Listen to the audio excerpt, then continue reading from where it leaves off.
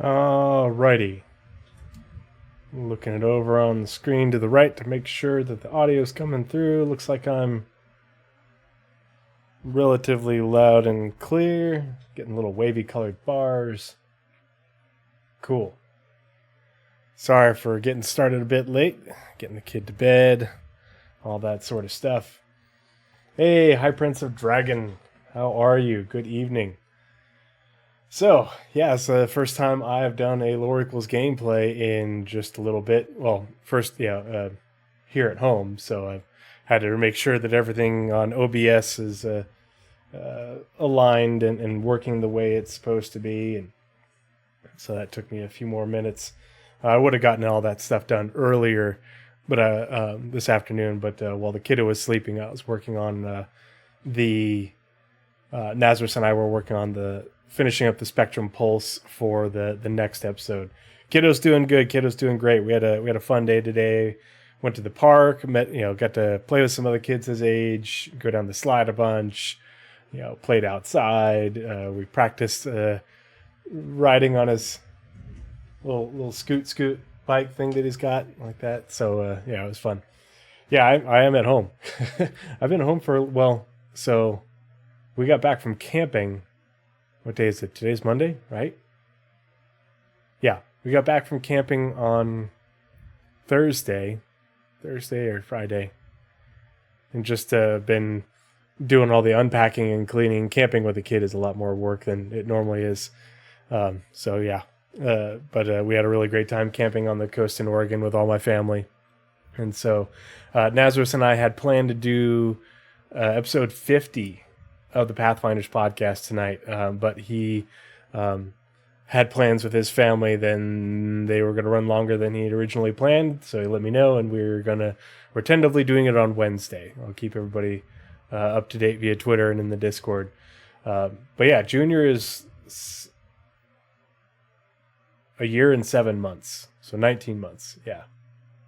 But yeah, I'm excited to be able to do Lore Equals gameplay again here at home for the first time in a while, because I for some reason, I didn't have this cool background saved on my laptop, and I couldn't find it in my email. So when I was away, I didn't get to use it. If you haven't seen this before, I had this commissioned by,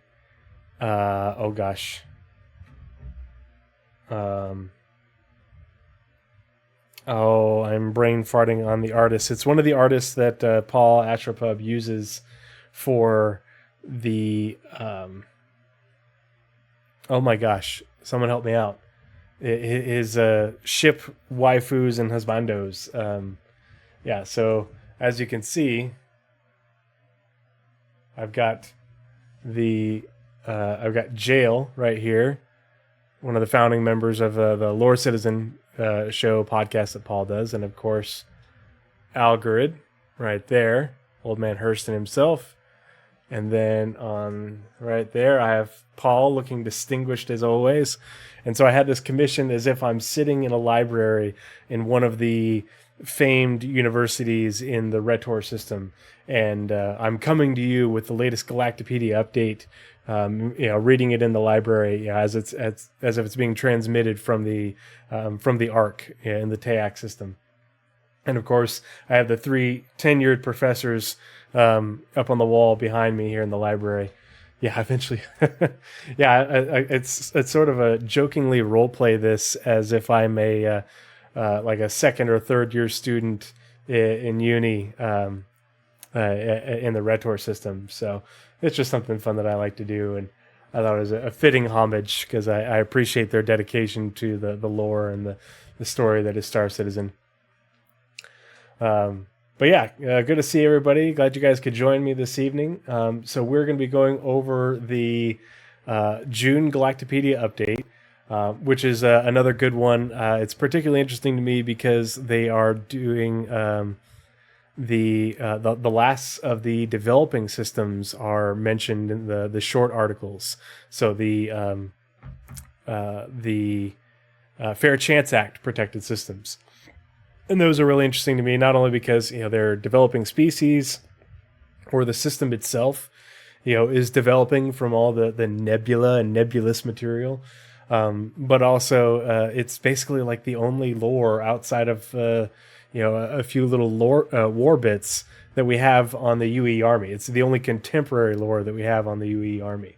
And so it's been interesting to see the little additions to them, little mentions of them protecting these developing systems. So, yeah, and we'll be using the Ark Starmap. It's still semi-functional. You can navigate around just to give you a sort of lay of the land where these systems are as we're going through the articles. And then I have the 3 systems up on the Star Citizen wiki, as well as my Google sheet that I have for all the star system sizes. So that way things are all accurate.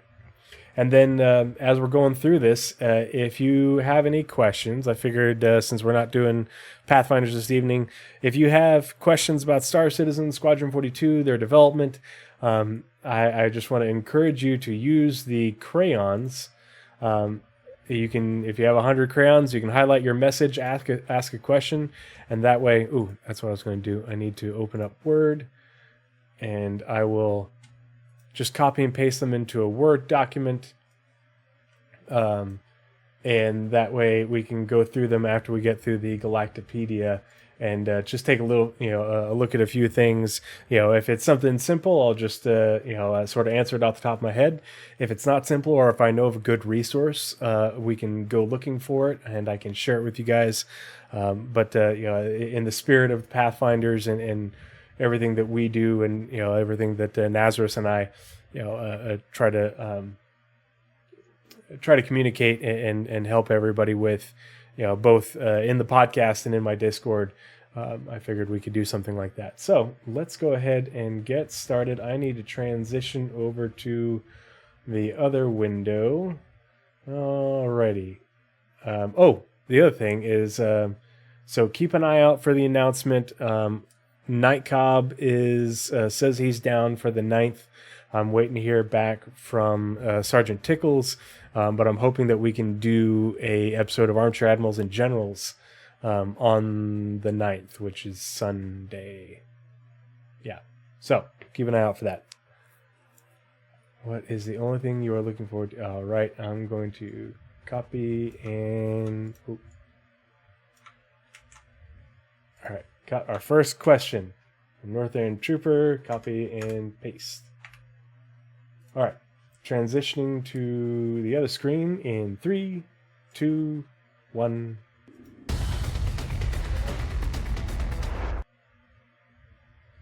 Alrighty. So, just like if Nazareth was here, we'll read the sort of preamble, or whatever you want to call this. Oh, look at that! So it's always kind of funny to me whenever they do these. One and or both of these will be, at least one of them is usually the wrong month. It'll say Galactapedia update June 2023, and then down here it'll say Galactapedia update May 2023, and they actually changed it. But yeah, so the Ark TAX system. If you're not familiar with what the Ark is the sort of giant repository of information, the space Library of Alexandria.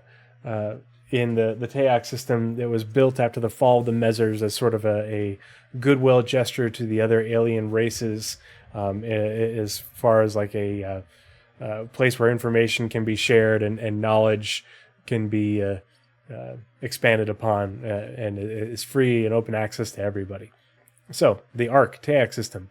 Welcome to this month's Galactapedia Update Roundup. This month we explore the developing OSO system along with the former Paraline systems Gurzel and Yaman. Yaman. Yeah. We also meet famed spiritual advisor Amandeep Vicario and Senator Gata Veras of Lo, learn of the North American Alliance, and enjoy something every Tuesday. Join the Spectrum thread for any discussion or feedback. Actually, let's open that up real quick. Oops, that's not what I meant to do. Just to make sure that, because sometimes people will post things in the Spectrum thread, and Sherry will make note of them and update them. So let's see if Sherry responded to anything. Okay, no responses. Cool. Alrighty, so The first article is the full-length article on Banu cuisine. And it's always interesting to me to see when Alien Week comes up, all the things that people make that are inspired by alien cuisine. The and all the pictures they show and the recipes they share. It's very interesting, very creative. I love to cook. I'm not a very creative cook. I'm really good at following recipes. So I enjoy seeing what other people come up with. Along that line, it's not alien cuisine, but if you go on the tour of the Warhammer Javelin during Invictus Launch Week, I think it's in the mess hall. There's like a little plaque thing, not a plaque thing, like a little reading thing, a little sign thing that talks about Warhammer Wahawa, which is, I guess, I hope I'm saying it right, Wahawa or Wahala, is it Wahawa or Wahala? I forget.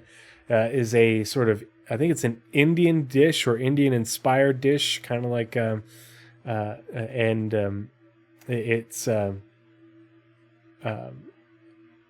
it's like an Indian-inspired dish that was the recipe is made by the I think it was created by a I think it was a former captain of the UES Warhammer, and it talks about why it's popular when they ate it and stuff. And Jail actually did a great video of him making it, and he made it both in the traditional way as well. Jail, who is over here, right here, he not only made it in sort of the traditional Indian, I think it is, way of cooking it, but also in the manner of using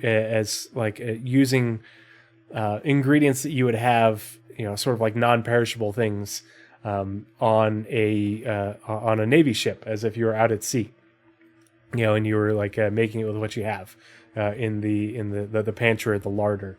And so it was really cool to watch him make it and look at the differences and see his take on it. My wife and I ended up making it after I watched that and made it ourselves, and it's actually really good. So if you like Indian food, I suggest you look it up, check it out, try making it for yourself. Stay hydrated, everyone. So, Banu cuisine refers to the common methods by which Banu prepare their food for consumption. Because of the scarcity of records on Banu history, how do they pass on recipes? Like, we have in my kitchen downstairs, we have a recipe book full of recipes that have been passed down from generations in on both sides of my family. Ooh, that's all wrapped up. Because of the scarcity of records on Banu history due to their cultural practice of not documenting the events of the past, little is known about the origins of their food preparation methods. In addition, their vast trade network, love of experimentation, sensitive palates, and ability to digest almost anything have led Banu to integrate ingredients and cooking techniques from other cultures into their cuisine over time. There are nevertheless distinct traits that are typical of Banu cooking. Most crucial are the melding of many flavors and textures in a dish, the importance placed on utilizing the entirety of each ingredient in a meal, and the taboo of food waste. Oh, okay. So like if you were chopping up, say, a vegetable to put it in something, you wouldn't skin your potatoes. If you were chopping up peppers, you would leave the stem on as well as the seeds. All of those sorts of things. How that applies to animals, I don't know. So yeah, that's interesting to think about. Costumes. Typically, Banu have one big meal that is eaten alongside other members of their Suli, and then snack throughout the day. The meal is expected to be a show of abundance with more food. Doesn't Banu eat everyone, including that's the. So if you haven't seen it, Paul did a video on First Contact, and it talked about how the first contact with the Banu Jerry is what he ended up getting called, and they basically gave him all sorts of things to try, and he ate all the food and the wrapper that it came in, the whole thing. And so like, oh, okay, so they eat everything. But yeah, they will eat the wrapper. They're like goats. The meal is expected to be a show of abundance, with more food than can be eaten in one sitting. Using their hands, each Banu will take food from the display and place it on plates for ease of mixing constituent parts of the meal to their personal taste. It kind of reminds me a little bit of Ethiopian food and the way their stuff is prepared and shared. The meal is then eaten while sitting partially reclined. Northern Trooper lives here in Boise near me. We've actually gotten together in person. And have you ever been to the Ethiopian place off of State Street? It's, oh gosh, I just can't remember names to save my life today. Really good, super good food. I go there probably once every other month, if not more often. At the end of the meal, it's also very reminiscent of Middle Eastern eating practices. Yeah, it's good, dude.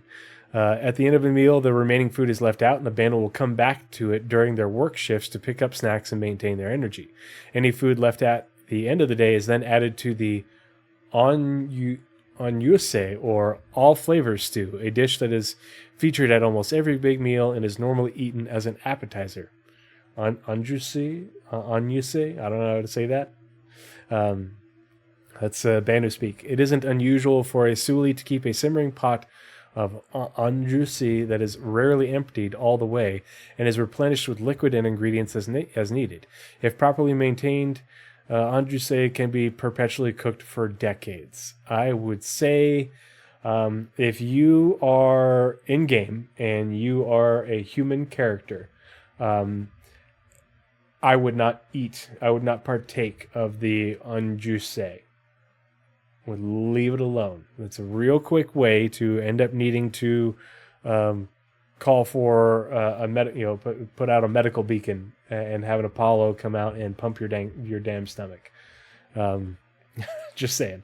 But it kind of reminds me of like in medieval times, they would have the stew pot over the fire, and it would just continue to cook, and they just add stuff to it for the next day.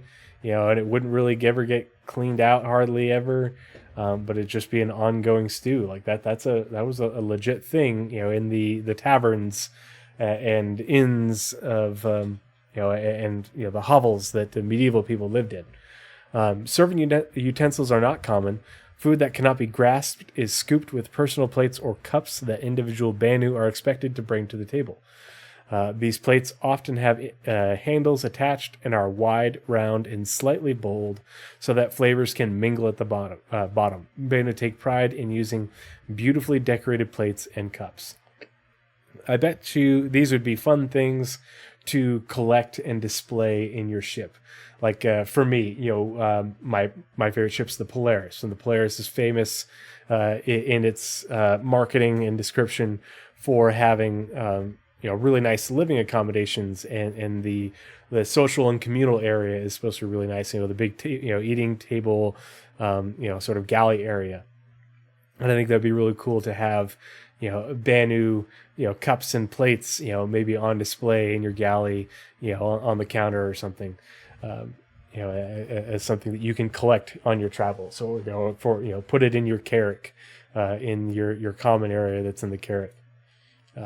Those are the interesting things that would be interesting to snatch up. Not snatch up, that sounds like you're stealing from the Banu, but buy and acquire and put on your ship, and for showing off, or when people come by and take a look. Yeah, the Polaris. So I really want to do a video on that, since we have the white box interior. And talk about the Polaris and its capabilities. I know it's been done, but I want to add my own spin to it, just because of my penchants for boarding and dropship operations. And I think the Polaris will be a really good ship to utilize for those sorts of things, given the size of its hangar. So the 9 tastes. Banu have a very sensitive palate and can detect a wide range of flavors. When filling their plates at the family meal, they seek a balance of what they refer to as biki, zatayu, or the 9 tastes. Salty, savory, sweet, pungent, acidic, spicy, bitter, hot, cold, soft, and crunchy. The more tastes included in a single bite of a dish, the better it is. One example of this is ofasa, a popular fried treat and staple of Banu food markets. The outside is hot and crunchy, the inside is soft and cool. Huh. I wonder how they go about doing that. The ibafisa meat is sweet and salty, and the angafade is bitter and pungent. Having all 9 flavors in one bite is seen as efficient and highly prized. Interesting. So, because this is lore equals gameplay, I always try to, when I'm reading the lore, and mostly it has to do with the locations, but I like to relate it back to ways things can be incorporated into gameplay, and what things to consider when reading these things in relation to gameplay. And normally I don't think about that too much in these large articles, but I can definitely see in as far as gameplay goes, if you are going to be trading with the Banu, and if you want to get trading and doing work with the Banu, contracting with them, I could definitely see a great way of earning reputation of finding unique ingredients and bringing them to them. And it's just like mission givers in popular MMOs where, I need 3 of this and 5 of that, and it's like, okay, well, I'll just go over to this bush and go looking for it, except for you can't find it in that zone that you're in right now. You have to come back to that person once you've leveled up 20 times and you find these ingredients 3 zones over, and then you bring them back, but that gets you a unique reward of some sort. And I could see that not only being able to, hey, I will give you this unique item, maybe it's a Banu manufactured item, or I'll give you access to buy our stuff because you need to have this much reputation. But, in order to do that, you can bring me these ingredients, so that way I can prepare this, biki zotoyu, or prepare a meal that, uses the 9 tastes and impress my Suli. That could be one way you do that. I could totally see those sorts of missions, and I think it'd be a really fun way to, as you're going about the verse, going about your travels, you find things and you're like, most people would just pass them on up. Kind of like if you're looting the outpost right now, the derelict outpost, people don't think about the ranta dung and the fruits and the lichens and such. People pass those things on up, but they might be valued to the Banu. And they might not be something that the Banu have easy access to. And so it might be worthwhile to pick up a few of those things here and there, especially if you get word that a particular Banu mission giver is looking for those things, but you can only get them on the far side of the UE. Yeah, I love, I totally agree, High Prince of Dragon. I love missions like that. Especially where, okay, you know what, I'm going to take this, and I'll come back to it later. And then, just by dumb luck when you're working on something else, oh, look at that, I found one of these. Perfect. It totally works out. It sounds like a good way to have a lot of variety when you cook your Tavarin. Oh my gosh. Yeah. So, yeah. I don't know how to respond to that. I tried to come up with some sort of clever dad joke and I've got nothing. Blizzrad. There you go. There you go again, defining the community. Yeah, I gotta. I'm not hearing a no. I wouldn't do it just because. Sentient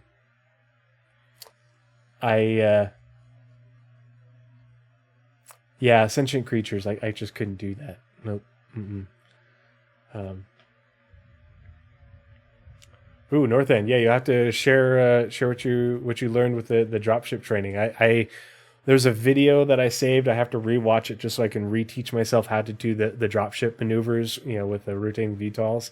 But it takes a lot of practice, and if you have any sort of desync, it can be problematic. Boom. Anyway, yeah, chaining missions together is the most efficient way to do things. So, food waste taboo. Banu do not have a notion of food waste. Whereas humans will peel an orange before consuming it, Banu will eat the entire thing, savoring the bitter rind as part of the experience. A Xion will discard the hard shell of a Clom Ea, but a Banu diner will leave it on, enjoying the mouthfeel of crunchy chitin breaking apart against soft, sweet flesh. Oh, okay. It is seen as extremely inefficient and wasteful not to use the entirety of all ingredients. If any part of an ingredient doesn't work in a particular meal, it is saved for later and used elsewhere. Food and eating sulis. There is a prevailing cultural attitude that things made by expert artisans are superior to anything that can be made by hobbyists, and this includes meals. Outside of the maintenance of the pot of anjuse, there is a strong preference among sulis to procure ready-made or easily reheatable meals and snacks from food sulis, which specialize in making a handful of dishes designed to produce maximum flavor efficiency and very little waste. These meals are either delivered or picked up at large markets. I could totally see transportation of these meals, to Banu enclaves in far-flung parts of the universe. Be like, hey, we're running low on these frozen meals. Can you go pick me up 20, or 30 SCU worth? That could be a long haul trip, or something that if you run into, Banu in, say, the Idris system, and they're running low on supplies, well, they would pay through the nose for some sort of this. Yeah, so Banu do microwave dinners. Hungry man, but Banu. But they're prepared in the way where there's a lot, they try the food sulis do the preparation with the 9 tastes and with no waste. That's their expertise. Some sulis have been known to indenture Banu from recently dissolved food sulis to keep everyone fed. Larger sulis will typically form partnerships with food sulis to keep all their members fed, whereas small sulis will have their members procure food on a rotating basis and contribute to the pantry. It is considered a caring gesture for Banu to pick up a treat for their fellow suli members and add it to the pantry. A caring gesture. Like something that could get you reputation? Maybe? As a suli are expected to provide their members with especially nice food from time to time, particularly if it has been sourced from distant locations. Boom. This right here. So the Esso Suli is basically the chief of that Suli, the leader of that Suli. So Esso Suli are expected to provide their members with especially nice food from time to time, particularly if it has been sourced from distant locations. So in order to get rep with the Esso Suli, the leader of a particular Suli who you might want to do work with or get contracts from that could be particularly profitable or useful to you, one way that you can get rep with that Esso Suli is by bringing them especially nice food, things that they would consider a delicacy that has been sourced from distant locations. That's laying it right out there for you, folks. The reason I keep looking over here is because chat and OBS are over on my right side, whereas my camera is up here straight in front of me. So that's why I keep looking over that way. Bad habit. Dining out is very popular among Banu. Eating sulis operate public dining halls where they prepare and serve freshly made food, generally buffet style. Members of sulis that have signed long-term contracts with eating sulis are among their most common guests, but most will welcome individual paying customers as well. Just as Banu bring their own plates to their meals at home, they are expected to do this at eating sulis. Those who come to an eating suli without a plate can often purchase one from a nearby dishware suli. Rarely, an eating suli will keep emergency plates in stock, but having to use one is seen as uncouth. Yeah, hello, chat. Alrighty. So interesting stuff about Banu cuisine and a few little tidbits in there. For those of you who are really interested in the Banu and interested in interacting, trading, working with them, contracting with them, knowing this sort of information ahead of time before you set out to go visit Banu space, sometime in the distant future, whenever that may be. These are the things where if you know this information, if you read the lore, if you don't just, press skip all the time, you will have this information available to you and you can be more prepared when heading out to Banu space to do trade with them. You can, find some ingredients, some rare things to bring with you that you can use to trade with them, that you can use to, oh, okay, well, you were looking for this. Well, I happen to have some already with me, so I don't have to make that trip back to go get it for you. Here you go. And congratulations, you're super efficient on bringing them that exotic ingredient that they're looking for. And, plus 100 to Esosuli, so-and-so reputation. So cool stuff. Alrighty, so let's read about the North American Alliance, precursor of the UNE. Yeah, is Banu cuisine something I can find at the Golden Corral? Maybe, and it's probably just as likely to give you food poisoning. So, the North American Alliance was a supranational, so above nations, a political and economic union of multiple member states that were located primarily on the North American continent of Earth. Sol 3. Formed in 2189, it rose to help facilitate the sourcing pardon me. Sourcing and exchanging of valuable resources made scarce due to the unimpeded environmental destruction wrought during previous centuries.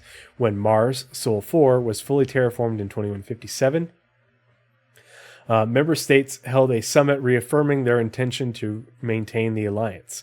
The North American Alliance lasted until 2380, when it was superseded by the United Nations of Earth. So, what that doesn't say, and not really relevant to gameplay as far as I know, when Mars was fully terraformed, member states held a summit reaffirming their intention to maintain the alliance. The question is, was Mars included in the alliance? Because it talks about multiple member states located primarily on North American continent. Okay, so kind of like NATO, but also NAFTA, North American Free Trade Agreement, which is Mexico, U.S. and Canada. I don't think it includes any of the Central American countries. I don't remember. But it seems like it's kind of like that. But we don't know if it included European, Central American nations, anything else, or if they included Mars when Mars was terraformed, and when that became its own nation state. We don't know if that's a thing. So, a little interesting tidbit.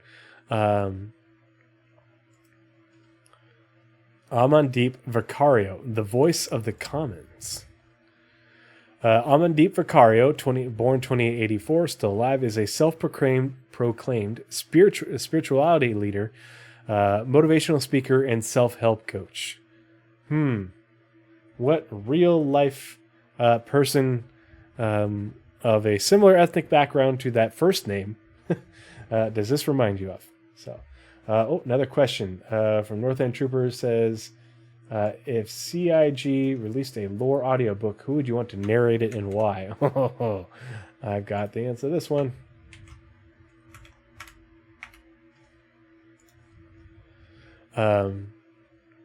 Actually, there's two good answers to that. And I'll have to Google them here. I'll move this tab over here, so that way I can Google it.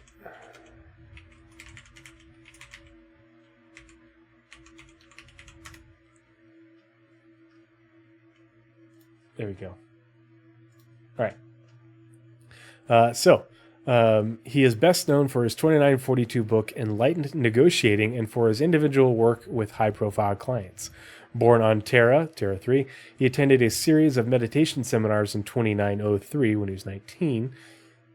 19, where he experienced a spiritual revelation while laying in a sensory deprivation tank. This experience led him to self-publish his first book, Finding the Hidden You, which saw enough success that Vicario began a self-produced, spectrum-based spiritual advice show. Costless visualization amassed a large following, eventually enough to land a guest spot on the show Something Every Tuesday in 2936. After this, his popularity skyrocketed, and he retired from his show in favor of taking on individual celebrity clients such as Elroy Cass and Magnus Tobin. At Tobin's request, Abandeep wrote and performed the inspirational quote series Moments of Clarity, which are played in the Commons of New Babbage, Microtext Stanton 4. Oh, that's where those come from. I had no idea. Pardon me, my throat gets really dry whenever we podcast. I think part of it has to do with I got the fan running because I'm upstairs. So we got some backstory of those inspirational quotes that are played in the Commons of New Babbage. Gameplay-wise, I can't really think of anything other than maybe this might be this guy.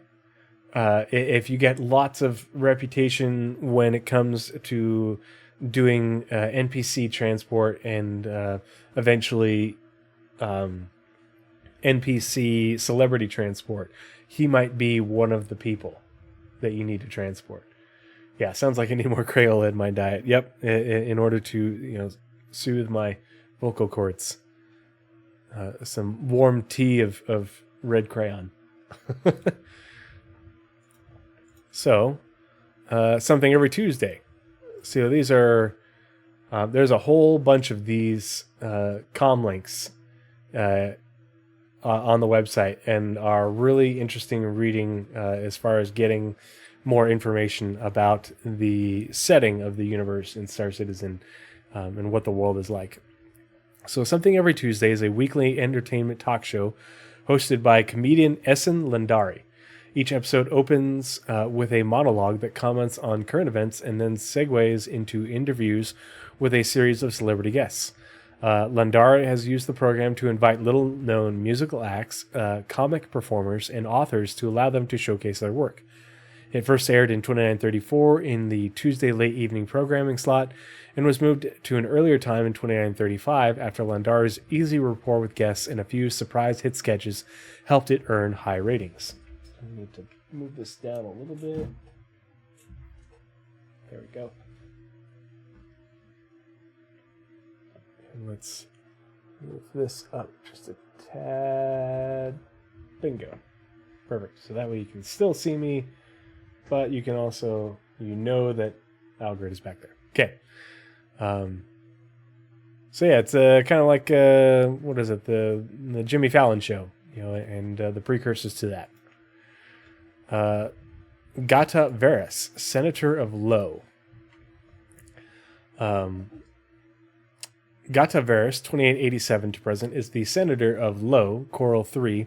Low is a interesting system or an interesting planet in the Coral system because it's over near where sort of Banu and Xi'an space kind of form that sort of triangle with a human space, and so there's a lot of trade that goes through there, and there's some pretty interesting stories that come out of Low, and I forget the name of the landing zone on the planet. After serving in the UE Army for 15 years, Veras earned his citizenship and ran for a seat on the Governor's Council of Low under a campaign promise to decrease taxes on middle and lower income individuals. He took office in 2920, and while on the council, joined a committee that successfully pushed a 3% decrease on income tax planet-wide.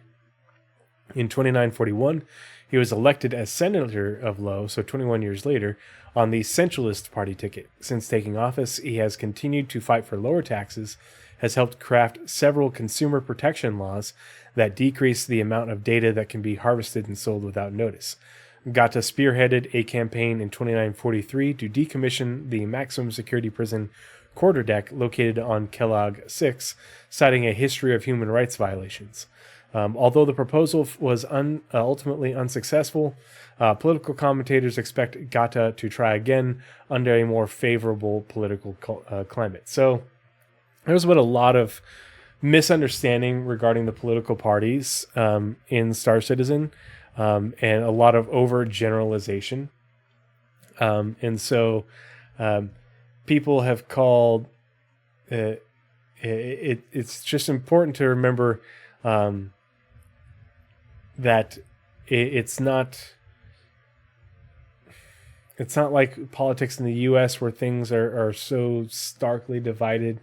There's a lot more middle ground. There's a lot more crossing between the lines. But Gata Varus strikes me as pretty libertarian, pushing lower income taxes, consumer protections, in order, and not having government and corporations spying on citizens, and also human rights. And no one hates the current prison system more than libertarians. And a lot of people, think that the Centralist Party is much more conservative, simply because of the tax things. And it's like, no, that's not true. You really need to read up on the known members of the Centralist Party, what they talk about the Centralist Party, what their platforms are, because it's not so cut and dry as people think. Blizzard says, it would help you to wax lyrical about, oh my gosh. Yes, but Blizzard will be here all week. Yeah. So it'll be really interesting if that proposal to close Quarterdeck comes back, and what would the alternative be? I'm very interested in visiting Quarterdeck and the Kellogg system. I think it's a really interesting system. We talked about it in a previous Lore Equals gameplay. I think it was a couple episodes ago when it was included in the Galactapedia update. But it's a developing system. It has a maximum security prison, on a planet with an orbiting massive security station. It's guarded by the UE army, and it's on Vandal space, and it's you have to go through Kellogg to get to... Oh gosh, I forget the name of the system, but it's the system where the man-made planet, brain farting our names, but where the UEE is building a planet, under strict secrecy. You have to go through Kellogg to get there. You also have to go through Kellogg to get through that system, and then to Branagh, which is where the Tavaran diaspora is, which is also a really interesting system. So Kellogg is a big deal, in my opinion. So on to the star system. So we're going to look at the Oso system. So the Oso system is interesting because it's been, I think this is the last one of the developing systems to be added and put on into the Galactapedia. The other ones have been mentioned in the previous Galactapedia updates over the last couple of months. And so it's been interesting to read about them. So before we open up the Oso, we're going to open this up, but let's go find the Oso system. Here it is on the Ark Starmap, right here. And so you have the Oso system, which is a developing system. Has a, that's a small jump point to Pyro. So it's very close to Pyro. It's, it's not far away from where we are right now. It also has a small jump point to Castra. So it's one of the ways by which you can get to Castra from Stanton. So in lore, before we continue, in lore, the Stanton to Castra run is mentioned as as going through Nyx, and I think it is that way because,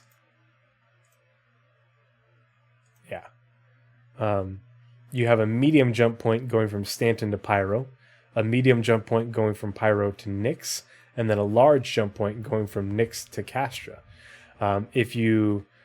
The jump point from Pyro to Castra is very near to Ruin Station. So probably not the way you want to go if you're trying to haul goods via shortcut through a dangerous area. You're going to want to avoid the pirates. But the jump point to Nyx from Pyro is seemingly out in the middle of nowhere if you go into the Pyro system. And this route going from Stanton to Pyro, Pyro to Nyx, and Nyx to Castra is less than half the distance than if you went Stanton to Terra, Terra to Hadrian, Hadrian to Nyx. And it's less than half the distance in terms of the AU in crossing the systems. You can use the routes thing to do that. It's shorter actually if you go through Oso, but that means you're using smaller jump points, so ostensibly smaller ships. We also don't know how long these jump tunnels are, but if you look at it in this way, it's really hard to tell if the flights through the jump tunnels would contribute to that distance and how much. So interesting to think about. But the Stanton to Castra, the Stanton to Castra run, kind of like the Kessel Run in Star Wars, is mentioned in the lore for Nyx. So, but yeah, here is the Oso system. It's also connected by a large jump point to the Kala system, which is also a developing system, in that the system itself is developing. The planets and such are forming from all the gases and materials in the system. The system itself is forming. So, and the Oso system. So let's see. Says here on the SC Tools wiki that it's 16 AU. But a while back, I did a scanner anomaly on the changes to the Ark Starmap that have happened over the years. And one of the things is star system sizes have changed. And a lot of those changes have not been reflected since the star map has been updated. They haven't been reflected in the SC Tools wiki. And so I recorded those.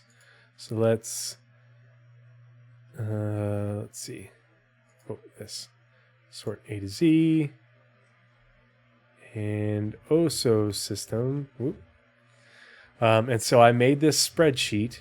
And I copied down each system. I put a link to it on the SC Tools wiki for the name, the affiliation, the size that's listed on the star map as of last year when I did this, and the size on the SC Tools wiki, and if there's a difference and if it was smaller or bigger. And so the Oso system has not changed in size since it was updated on the wiki. But as you can see, a lot of systems have changed in size. Like Nyx, for example, used to be 39 AU and is now 11 AU on the Ark Star map. This is the old data. So, interesting. So, the Oso system is a Fair Chance Act protected planetary system that consists of an F-type main sequence star, 3 terrestrial planets, 1 gas giant, 1 ice giant, and 1 dwarf planet. Discovered in 2861 by amateur explorer Errol Nevis, who named it after his daughter. It seemed to be an excellent prospect for terraforming until a young civilization was detected on Oso 2. Barred from their development plans, some surveying corporations leaked their planetary assessment findings to the press in an attempt to convince the public that it was the UEE's duty to open the system. From these leaks, a popular movement formed in favor of uplifting the intelligent Osoians. Ultimately, the Senate chose to invoke the Fair Chance Act and set up a permanent military station to keep the system safe from potentially unscrupulous visitors. And it doesn't talk about the Osoians in here, so let's read about them really quick before we continue.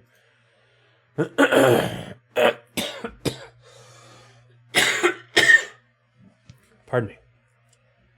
The Osoians are a developing civilization indigenous to Oso 2. They are in an early stage of development, having discovered tools and weapons and created villages with freestanding dwellings. Language scientists are particularly interested in the Osoians thanks to their unique method of communicating through flashes of color generated by the skin of their foreheads. So, I could be an Osoian. Yeah, they are protected by the UEE under the Fair Chance Act. Let's see. Actually, here, let's duplicate this. So,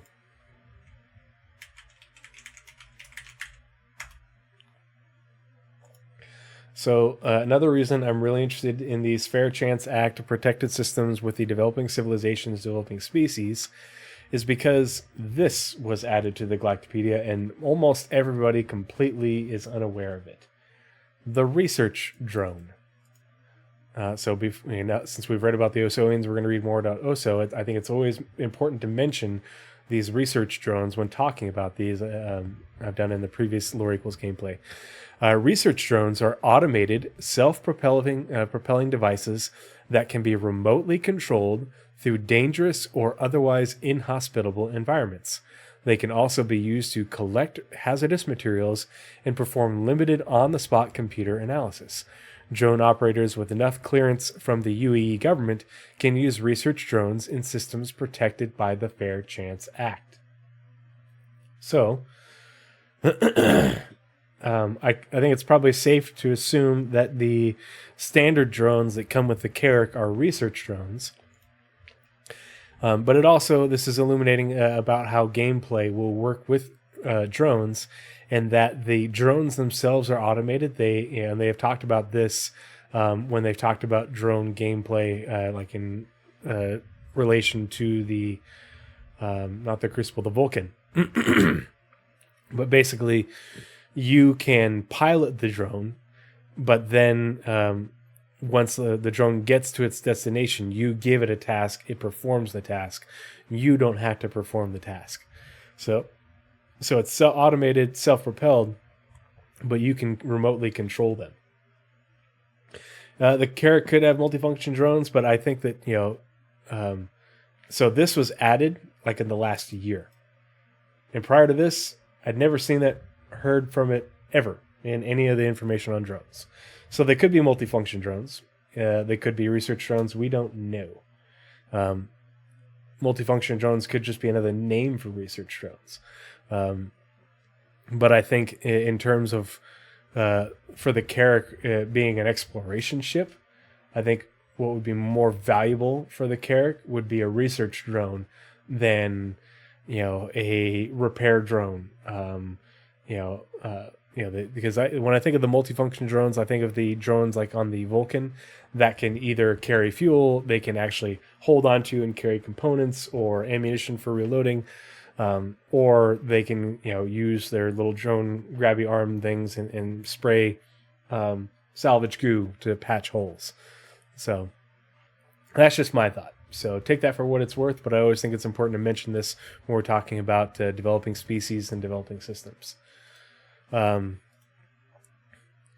So let's see. Okay, so that's the OSO system.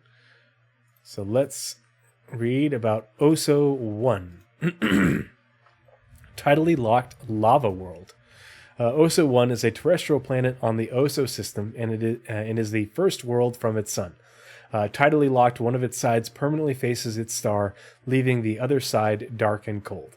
The warm side of Oso is covered in a sea of lava that ends at the dividing line between night and day. Tidally locked in that the one side of the planet is always facing the sun, the other side is not.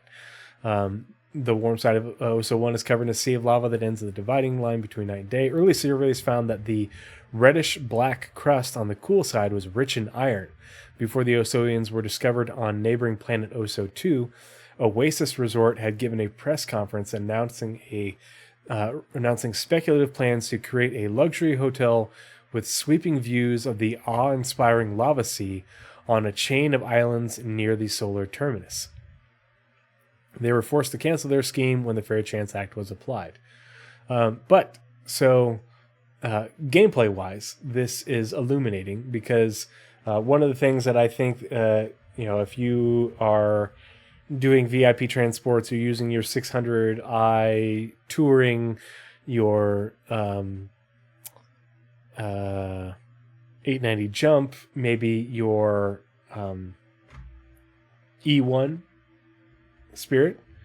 One of the things that would be worthwhile to visit in order for people to see and pay, they would pay you to, okay, we want to see this. And so you fly them, to that location, and you have to spend a certain amount of time in a certain area for them to get the views that they want. And, that's how they pay you.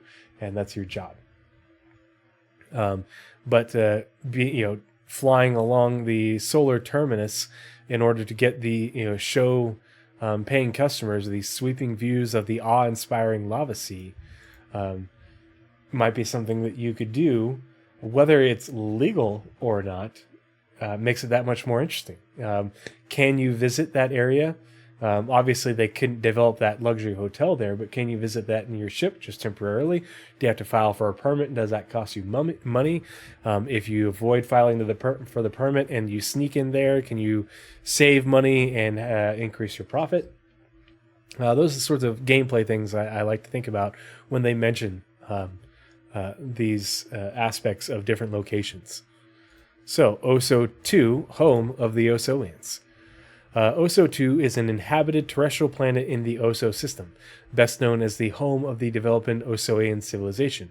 The second world from its sun, it sits in a temperate location in the Grain Band and is covered in lushly forested continents. Lushly forested, so that's important to think about.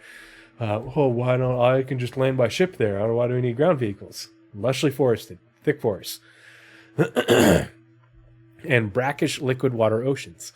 While the atmosphere is naturally breathable, landing is prohibited in the interest of protecting the Osoians from outside interference and potential poachers.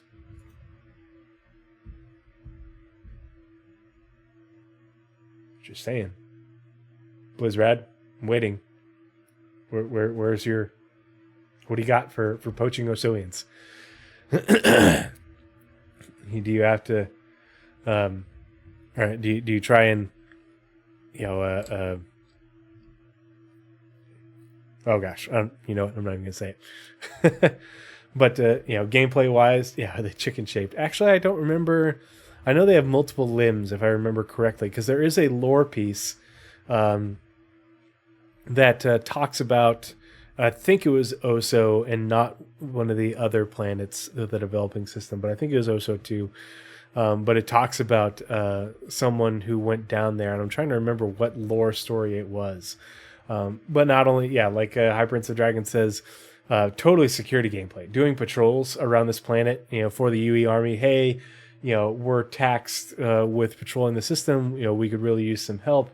Can you go patrol this region of Oso 2 for us? Keep an eye out for poachers. And on the other side of the law, I could totally see people getting hired to poach Osoians and capture them for, sale on the black market. That is totally going to be a thing. It is unethical, and I am completely against it, and I don't think anyone should ever do that. Okay.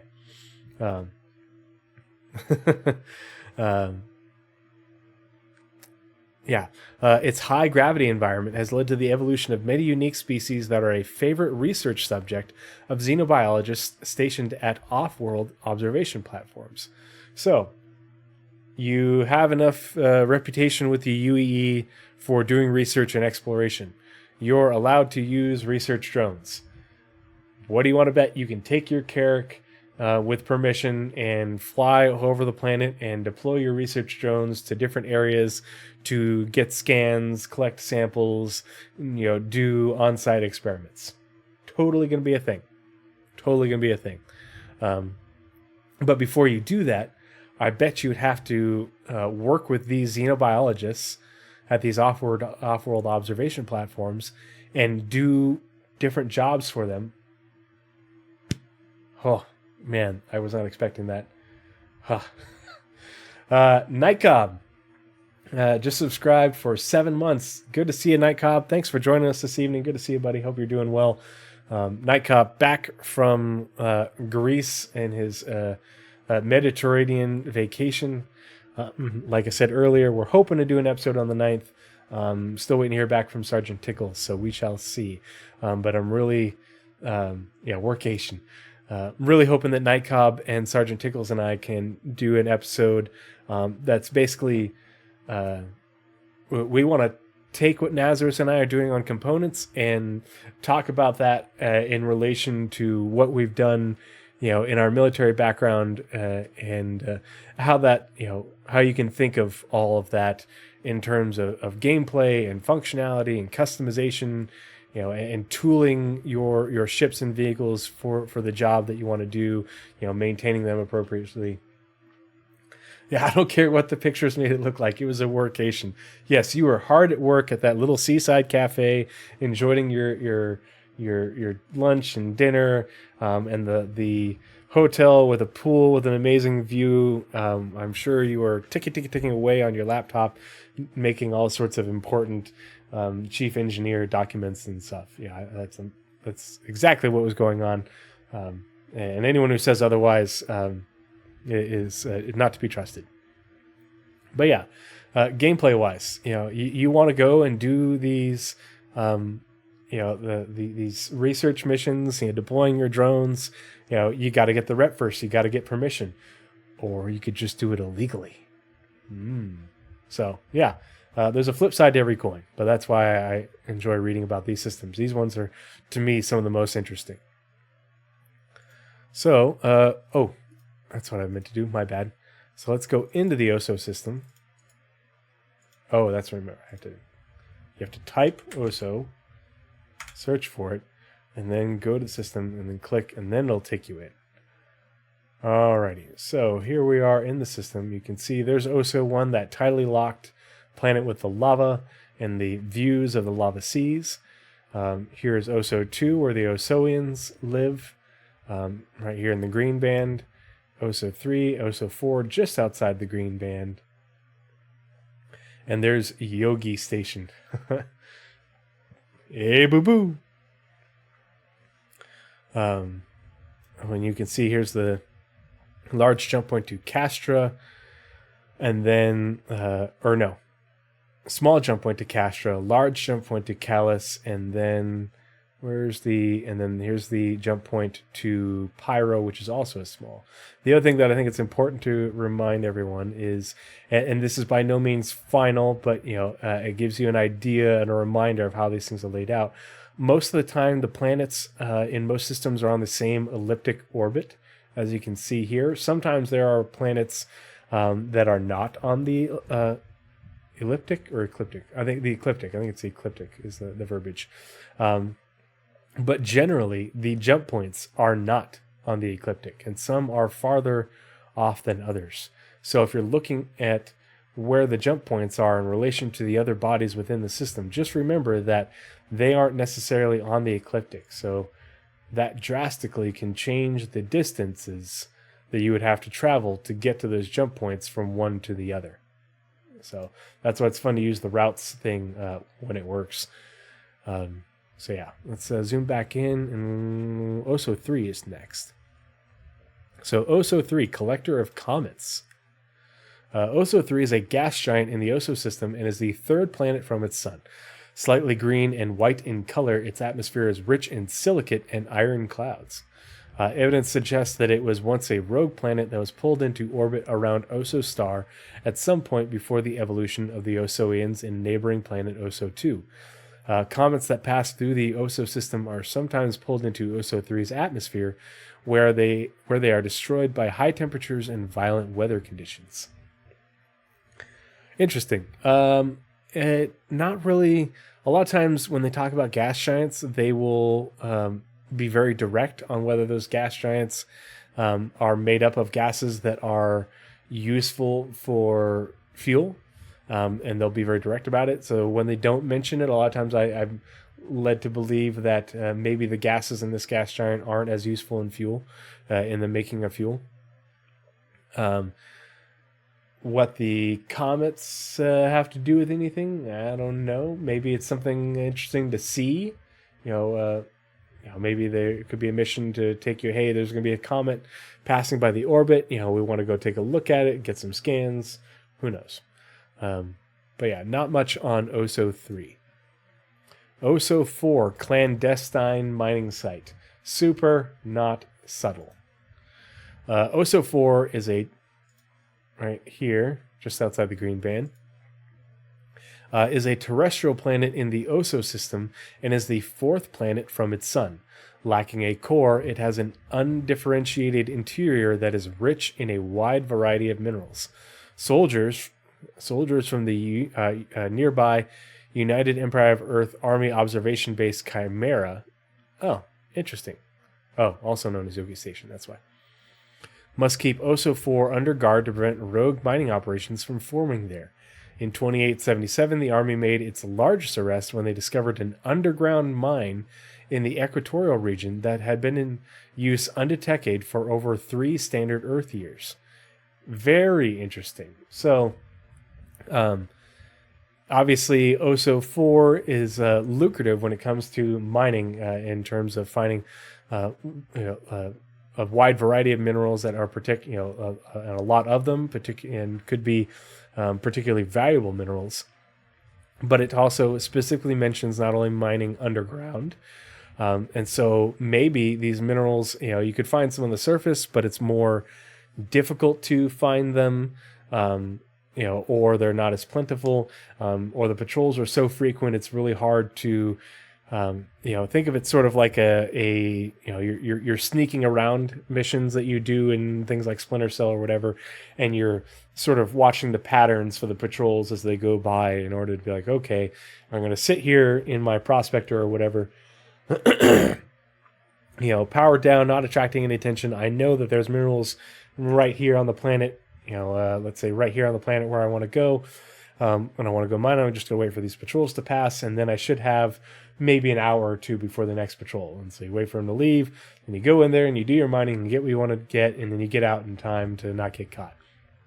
But if you come in with your, maybe a ship like a C2, and you, land nearby a cave system, and you drive in with your ground vehicles, your rocks and maybe your mules and whatever else, and you're mining underground in this cave, that's very difficult to detect, and there's lots of valuable minerals under there, and you're stockpiling the minerals near the edge of the cave, so that way when the patrols go by, then you can come in there and your drop ship real fast, load it up, and come back up and beat feet and get out of there, and make a good haul. That could be a way to get to mine in OSO in a way that is potentially very lucrative, but is also dangerous. But you're also not having to pay for mining rights. You're not having to pay to mine this claim, because mining is very much in a lot of ways going to be similar to what we have with salvage missions now, in that you're going to have to, if the an area of an asteroid belt or a planet is owned by Shubin or another company, you're going to have to pay to mine there, or they will pay you to mine there. If you want to do freelance mining, you have to go to areas that aren't claimed, which could be, if you don't want to deal with mining in, say, Nyx or Pyro, where it's dangerous, some other system where there's lots of piracy or low security. Well, there's probably not going to be many pirates that are going to kill you, or pirate you, but you have to watch out for security patrols. So, if you're smart about it, you could make a lot of money. You can make a lot of UEC finding rare and valuable minerals that are not easy to come by in systems, like Stanton in the Air and Halo. 2 subs this evening. Access 0096. Access, good to see you this evening. Glad to see that you're hanging out with us. So thank you so much for the sub. Appreciate you joining us. Before we continue, I just want to remind everyone. So we got 2 more subs, 2 people renewing their subs this evening. I really appreciate that. That reminds me. I have to. So I don't take any of the sub money. It goes to me and through me to stackup.org. So if you see a little Moobot post every now and then, we're raising money for stackup.org. Any and all monetization I get from Twitch and now YouTube, now that I'm a YouTube partner, hooray me, goes to stackup.org. When I get the payouts, I go and make the donation on the stackup.org website, and I post the copies of the receipts in my Discord and on Twitter. And usually what I'll do is I will, my payouts right now are usually like $60-$70, and so I'll round it up to 100 and add some of my own money. So if you subscribe to my channel because you hate commercials and you appreciate you like my content and appreciate what I and my podcast partners like Nightcob and Nazareth and such do, just know that your subscription money goes entirely to stackup.org, goes to a good cause. And if you do watch the ads, that money from the ad revenue goes to stackup.org as well. So I really appreciate all of you guys doing that. It's a cause that I really believe in. Aether Drift 369, congrats on the YouTube partnership. Yeah, thanks, buddy. Really appreciate it. So it's kind of ironic. I've been really gunning hard for that 1,000 subs on YouTube, and they lowered the requirement to 500 when I was at 970. And so I still haven't hit 1,000. I'm almost there. But I'll get 1,000 here soon, and then I'll start getting ad revenue as well. But I haven't set up all the YouTube membership stuff. I got to figure out how all that works, and it's I got to figure out, because you're when you pay for the membership, I don't know if that makes it so you don't watch ads, but you also get other things. I have to figure out all that. I just haven't had time. When did they change it? Like in the last month or so, I think it was. It was while I was away in Alabama in June. So yeah. But again, so mining opportunities on OSO 4. 3 subscriptions this evening. Oh man, we are on a roll. Ghost 1800, thanks so much for the subscription. 9 months. You are awesome. I really appreciate you. So yeah, all that sub money is going directly to stackup.org. I actually just got a payout like a week or so ago, and I need to make that donation. I'll probably do that on Wednesday. I wonder if they're trying to capitalize on Twitch's issues. I would not be surprised. I do intend on eventually figuring out how to stream on YouTube. It's one of those things. It's an undertaking, it's an undertaking that I just haven't had time to figure out. Oh, weird. Yeah, it's I got an email and everything. It still says, I think it still says 1,000 for getting ad revenue. It's 500 to become a YouTube partner, and that's when you can start having YouTube memberships. So yeah. But again, security, doing patrols around OSO 4. The UE Army is task saturated, because they are looking for poachers, and they need you to go, looking for miners, and so you can do a patrol around OSO 4, and chase down miners and prevent people from mining in this protected system. They have also talked about in other protected systems where you can mine or go to gas giants and get fuel in these protected systems, but only with permission from the UEE. So it may be that if you have the right amount of reputation, and there could be other extenuating circumstances that might allow you to go and mine on OSO 4, like, hey, there's a shortage across the UEE for this, and so we're temporarily allowing these types of trusted individuals to go mine it in these locations. And okay, there's a resource rush mission right there where you have this much time to go and mine the X, for high, because Shubin is paying top dollar for it, and they pressured the UE to say, hey, we need you to allow us to mine this for a little bit. I could totally see those being in-game events, in-game contracts, missions where you get permission, but you have to have the right reputation, both with, Shubin or some other corporation and the UEE, in order for them to trust you enough to go into a protected system and do mining. Yeah, the UE Army is looking for a reason to be in the lore. And that's the interesting part, is because I have read all the comm links, the system surveys for all of these systems back when, they introduced them. Watched all the videos while I was in, that they have on the Star Citizen YouTube. I watched all those while I was in, Afghanistan in 2020. And at no point did I ever hear or see mention, maybe I'm just remembering wrong, of the Army protecting these systems. And it's only been since they started adding these protected fair chance systems to the Galactapedia that they started mentioning the Army as being the ones who are protecting these systems. So it's kind of interesting, and it makes me wonder where else they're going to get mentioned in the lore as they update and add things to the Galactapedia. So that's Oso 4 right here. Obi Station Chimera, also known as Yogi Station. So here it is out here. Kind of interesting that it's this far out in terms of its orbit. I imagine that it's intended to be at a Lagrange point for somewhere in the system for one of the planets. I just don't know where. But look at how far out it is in compared to protecting the inner planets, particularly Oso 2.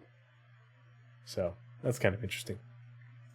So OB Station, Observation Station Chimera, also known as Yogi Station, is a UEE outpost located in the Fairchance protected Oso system. Charged with preventing outside interference in the system, it is located near the Pyro Oso jump point to monitor incoming traffic and protect the system from anyone seeking to undermine local protections. I guess they are more worried about poachers coming in from Pyro than maybe lawful people coming in from Castra, or people coming in from Callus, which is also a protected system. So, it's already guarded. Those jump points are already guarded. In 2943, a Senate inquiry revealed rampant corruption amongst the crew of the Chimera, including negligence, bribery, and extortion. It was discovered that smugglers had regularly enlisted the help of UE soldiers in raids on Oso 2, sometimes even in the kidnapping of Osoians. The Imperator at the time, Kalis Kostigan, responded to this by ordering stricter oversight from High Command that incorporated consistent ethics checks from civilian auditors. So, gameplay-wise, if you are not feeling sneaky, you're worried, you don't think that you're going to be able to get past the patrols by the UE army in the system to maybe go mining, or to go down to the planet and do some illegal research or exploration or sample gathering or poaching or something like that, you could bribe the UE army on the station, and or possibly extort them. There could be mission lines where you get the ability to do that in order to make it so that way you do this and it stops all patrols around the Oso 2 or something like that, or a portion of the planet for a certain period of time, or diverts them. But because of this, responded by consistent ethics checks, blah, blah, blah, from civilian auditors, that is very suggestive that the costs of bribery and doing those things instead of trying to sneak past the patrols might be pretty dang high. So it's just something to think about. If you're going to bribe them, you might want to make sure you have enough credits, or maybe you don't bribe them with credits. Maybe you bribe them by smuggling things to them that they want and or need, that they can't get at this remote station. Yeah, booze. Hey, we will. I'll divert the patrol around Oso 2 at this time for 2 hours if you bring me 10 SCU of this exotic booze or something like that, or drugs, what have you. That is part and parcel and tradition of members of the military on guard duty. So I could totally see that gameplay wise being a significant thing. So something to think about if you're on the wrong side of the law. No army has ever been bribed. Nope. Yeah, never happened. Nobody has ever smuggled anything across a border by bribing military and customs agents. Yeah, totally not a thing. I'm sure the UE army is beyond reproach at all times. But also, for legal work, you've got UE army soldiers. It's an OB station, so there are scientists and stuff there. So in order to get reputation with those groups, those organizations, you could definitely be bringing them the things that they want, the lawful goods that they need, as well as just the general supplies. Just the fuel needs alone for a station in order to keep it operating, and spare parts as part of resource management and all that. Would be pretty substantial. And so, if you have the right reputation, you could probably make decent money doing those contracts to bring that station the supplies it needs, or possibly even transporting scientists and soldiers, from the universities on Retor or from RV bases somewhere else. Those are all gameplay elements I could totally see interacting with Obi Station Chimera or Yogi Station. So, OSO 5, local to a Covalex shipping hub. Interesting. In the system. OSO 5 is an ice giant in the OSO system and is the 5th planet from its star. With an atmosphere of ammonia vapor and other volatiles, it is nearly white in appearance and has a complex, layered cloud structure. Good luck getting good frames per second on that planet. Thanks to its distance from OSO 2, it supports a Covalex shipping hub and a handful of utility stations that help supply Obi Station Chimera and any haulers that pass through the system with food and fuel. So, you can pass through the system, basically go through customs, okay, where are you headed? What are you carrying? You can travel along these lanes that are patrolled if you divert, blah, blah, blah. But it's interesting to know that there is a Covalex shipping hub there, as well as utility stations, in orbit around OSO 5. And so this could be a interesting place to visit with significant hauling contracts if you have the right reputation with Covalex. Or utility stations, I'm guessing that means like a fuel station, places you can get repairs, those sorts of things in order to support that hauling. So there could be a lot of work available in this area to support hauling through OSO. So interesting to think about. And let's look Ark Starmap. So OSO 5. So here it is, way out here. Interesting that is where it is, and maybe depending on the planet's orbit along with the stations that are orbiting it, maybe when it comes close to the Castra jump point, if you schedule it right, you can have it can really shorten your distance, from these stations to the Castra jump point. And to the the Callus jump point and so on. So interesting to think about that.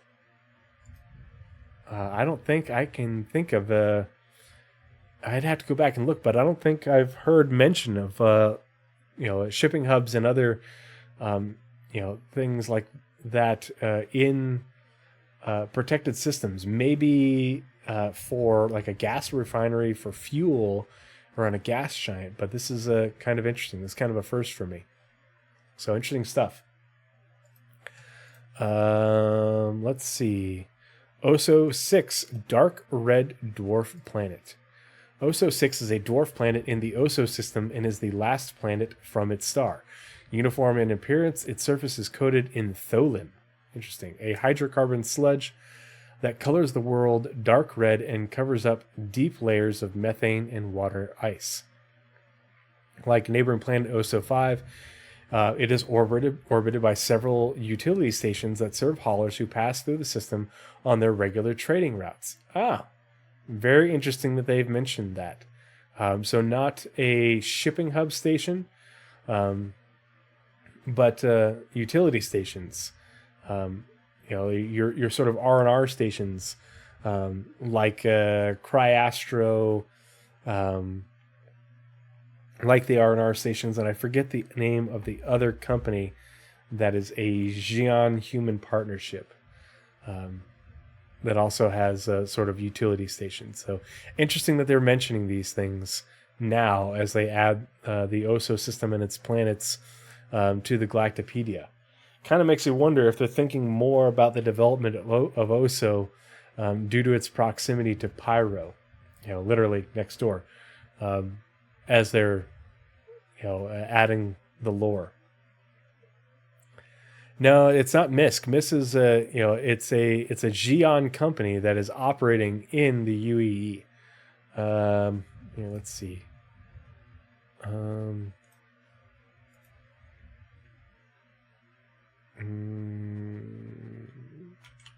Company.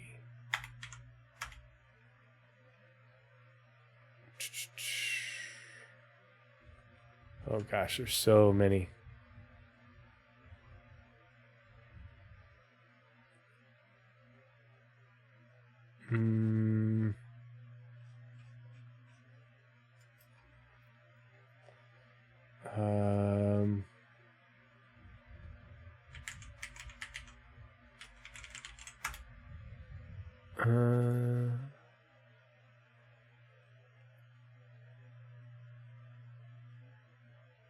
That's going to drive me nuts if I can't think of it.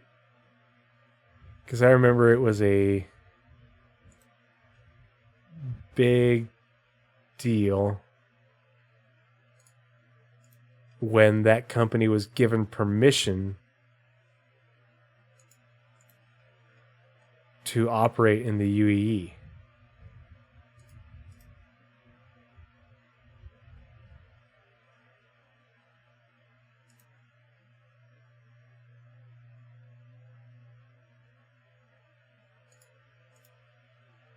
Okay, so rest stops. Let's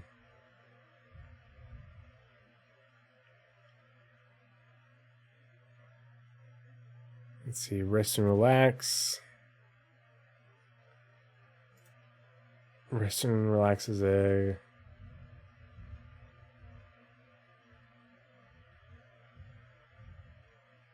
Yeah, that's one. Rest and relax is one company.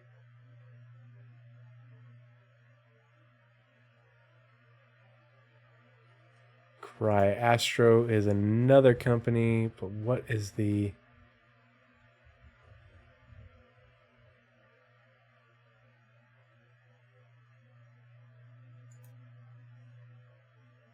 There we go. Aha. CTR. There it is. Yeah. Here, I'll put this link in chat for you guys because it's something a lot of people don't know. So not only is there Cry Astro, and the Cry Astro stations, the old ones that we had before. No, not this.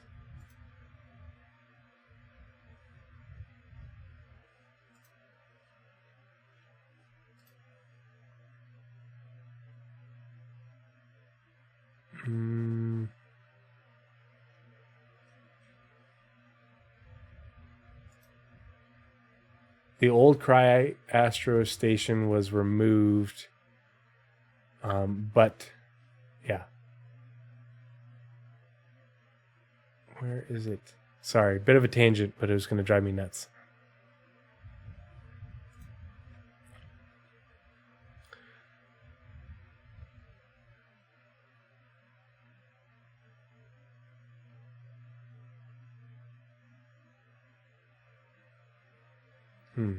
Yeah, the original Cry Astro station was removed from the... Oh, wait, did I close it? There we go. This guy. So, way back. And so when everybody's making a big deal about removing Olisar, I'm like, you guys don't remember when they removed Cry Astro. Because Cry Astro was in game, and this is where you would go to refuel, rearm, repair. You would land on these pads, and they had little billboards in front of you, so they had smaller ones and then the larger ones. But this was where you went, and it was removed. And you can see ships on it. It was a good sized station. You can see, but it was removed, and when it was removed, there was a similar outcry as to with them removing Port Olisar, because people were nostalgic about it. But back then, the game and the backer population, player population, was so small that no one it was hardly noticed. Yeah. And so CryAstro as a company, these stations aren't going to be coming back, with this construction methodology, but they will make, R&R type stations, but owned and operated by CryAstro, in the future in different areas. And it's kind of like, if you live in the US, and I know it's probably the same way in other countries, but if you go to different regions of the US, you have different brands of gas stations. Like where I live in Idaho, we have, Maverick is really popular. Sinclair is really popular. We have the big ones as well. Your Chevrons, and a few others. But there are, the more region, you have regional things that are local to different areas of the U.S. And you're going to have that same thing in game, where certain systems you're going to have CryAstro, utility stations, and other systems will be CTR, maybe the ones closer to Xi'an space, and others will be good old fuel pump, as well as R&R. So you're going to have variety within these stations, and it will not only change how they look, like the procedural locations tool for building space stations will just have different modules added to it with different overlays, so that they can build stations using the tool in the same manner, and the stations will have the same sort of amenities and facilities, but they'll look different. Just like how they are doing, they do that, or working on doing that with the Rastar tool for settlements and outposts. The tool will do lots of different types of stations with lots of different aesthetics and layouts, and sort of, I guess you'd say, construction techniques or looking techniques. It's kind of like how the cities in Stanton look different. The buildings look different, but the buildings are built the same way. And the interiors are going to be built the same way. They're built using the same tools. They're just the overlay that makes them look different, and makes their construction size, shape different, is what's going to add the variety. But it's all going to be built using the same tool, so that way they don't have to make a different system for making stations for fuel pump, for CryAstro, for CTR. So, sorry, bit of a tangent. But that the utility stations, that's what these are: CryAstro, CTR, fuel pump, and of course, rest and relax. Okay, so Galactapedia update. That was OSO 6. Okay, so that was it for the OSO system. So now we can search for Gurzel. That's just a weird name.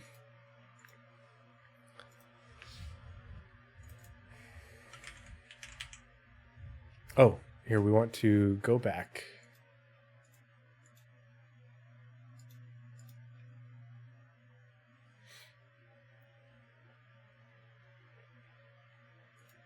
Enter window mode.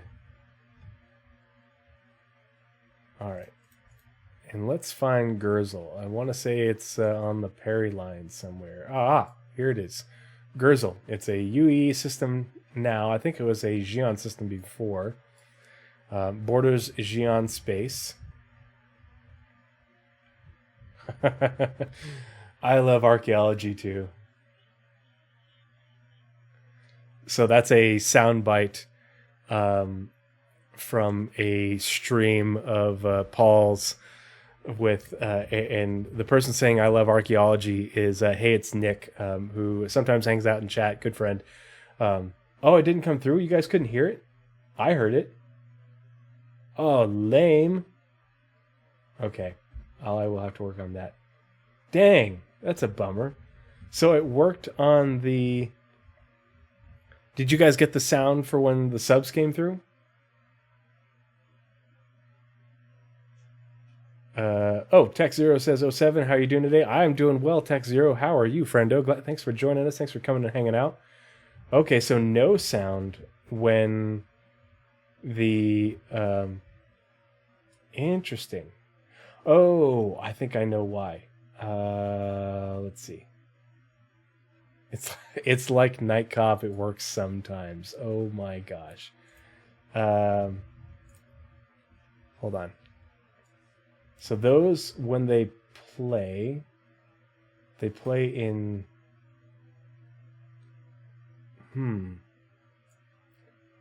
Do me a favor. If someone has points, will you play it again? So I can see if it comes. Oh, I think I know. Hold on. Wait. Sound settings.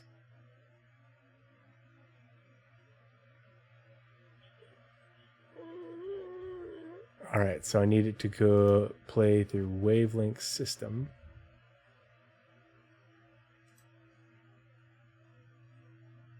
All right. Now try it again. One more time.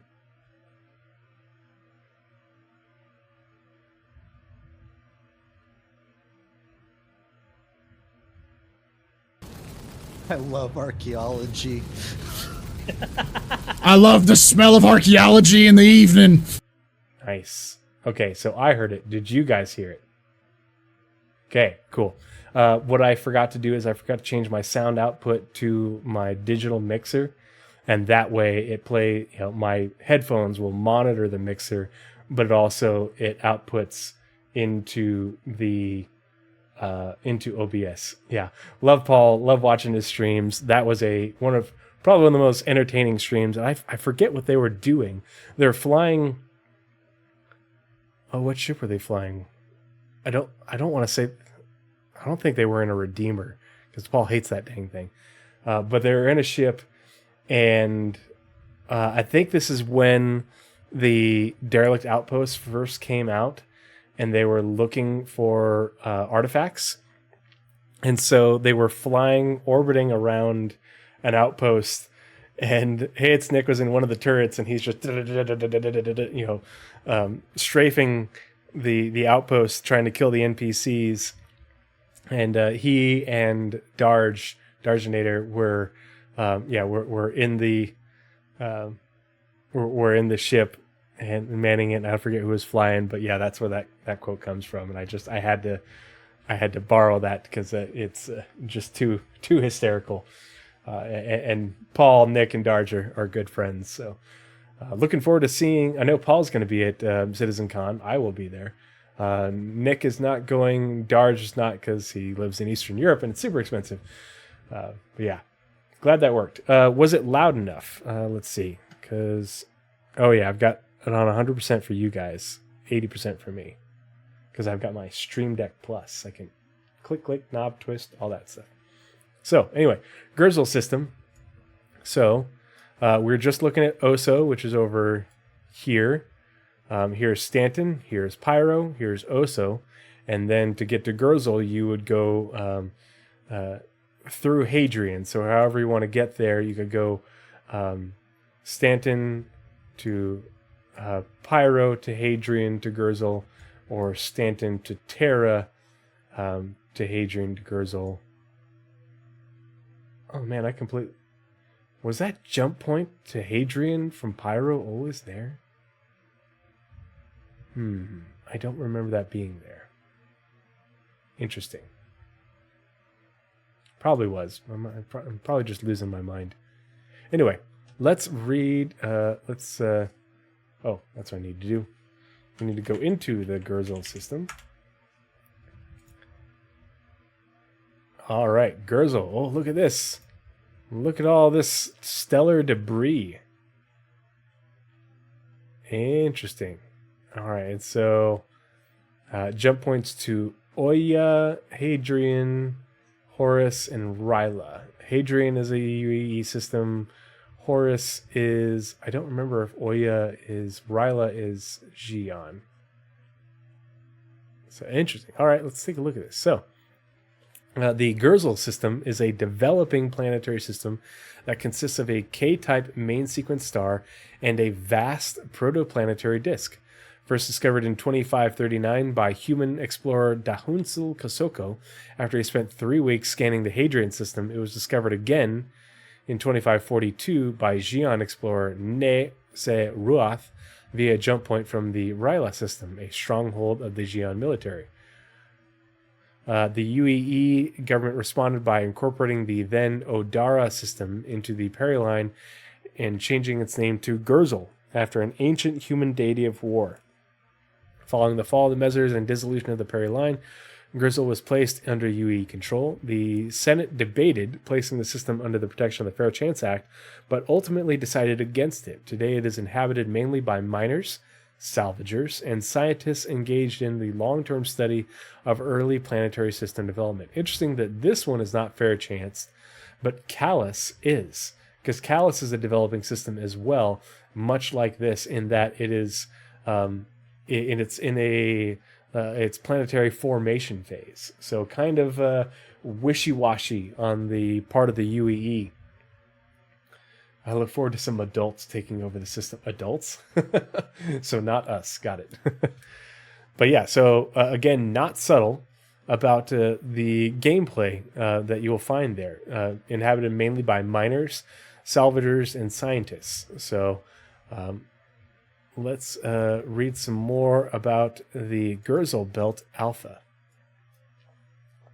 So the Gurzel Belt Alpha is a protoplanetary disk. So basically, all of this is a protoplanetary disk. It's a massive disk, that essentially is a huge asteroid belt. Instead of just being this narrow part, it's this whole thing. It's a protoplanetary disk that orbits the sun of the developing Gurzel system. Still in its infancy, it is a swirling mass of dust, asteroids, and planetesimals. During the Xi'an-human Cold War, many spacecraft from both sides of the conflict were lost in the Gurzel Belt. Aha! Officially due to poor visibility. You said it was inhabited by miners. Oh my god. Oh, Blizzrad. Listen, I'm the dad joke. I'm the dad. I'll make the dad jokes. Wait, do you have kids? I don't think we ever talked about that. If you do have kids, then you are allowed to make dad jokes. But in the meantime, refrain. All right. No, but actually, that was a good dad joke. I approve. That is dad approved. Okay, so you do have kids. All right, so you're allowed. Okay, so that makes a lot more sense considering the humor that we partake in my Discord.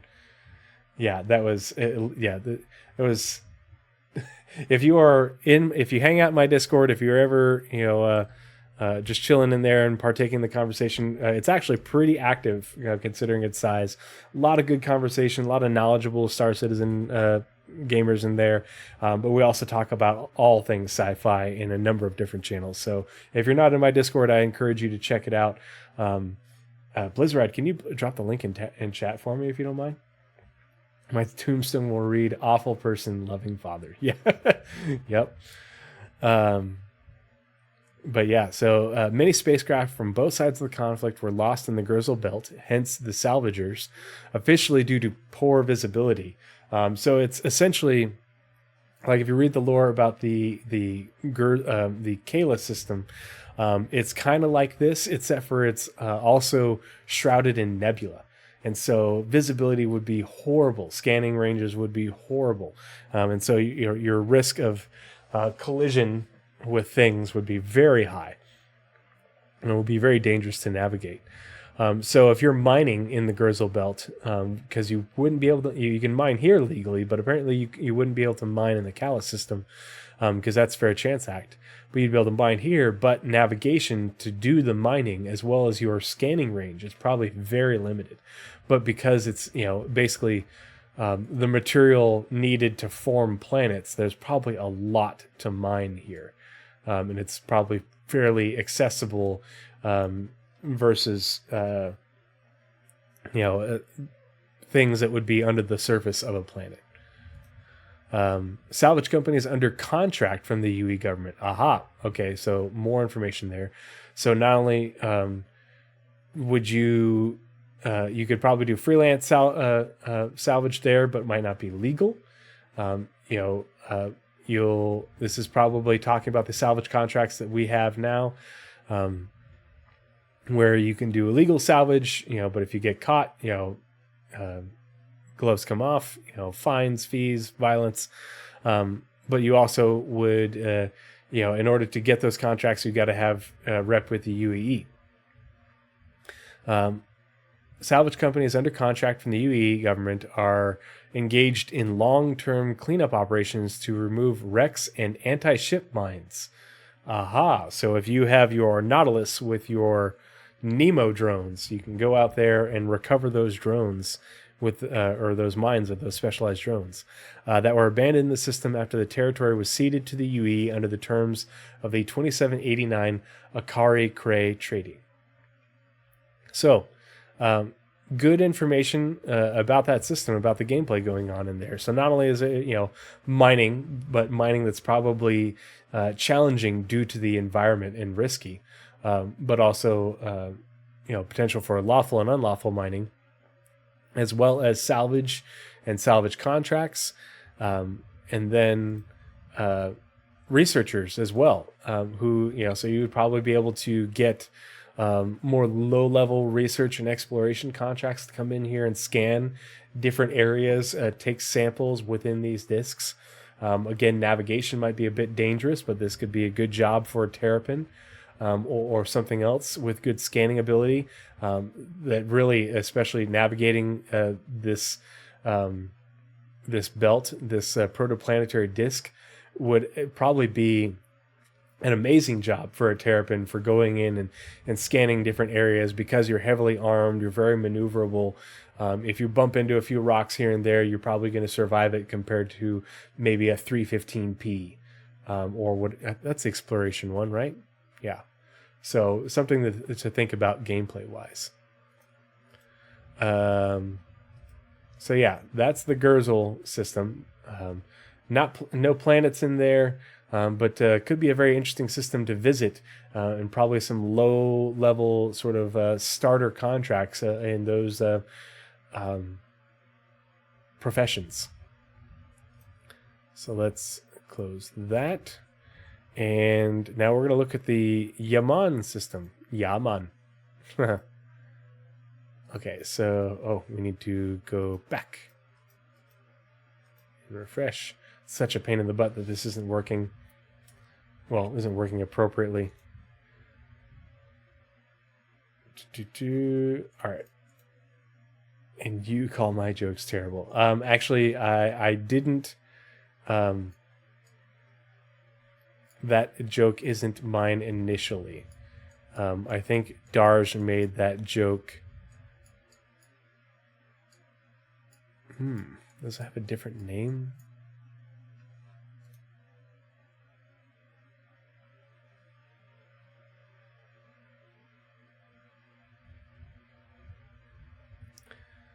Let's see, it's connected to these ones, so...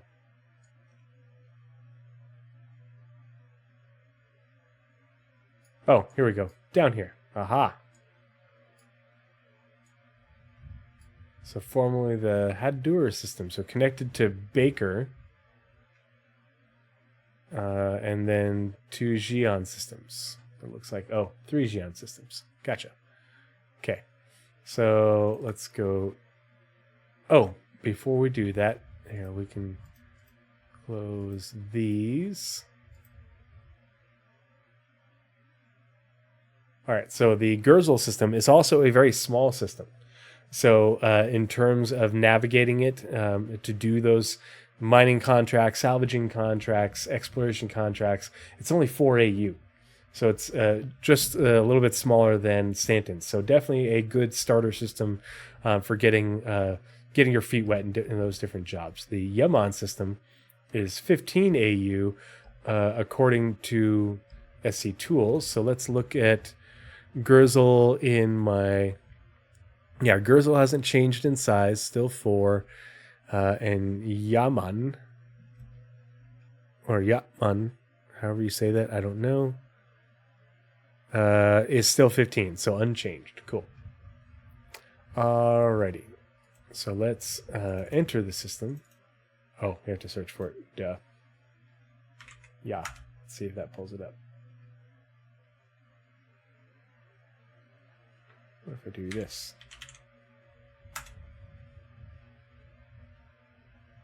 Or under. Aha, here we go.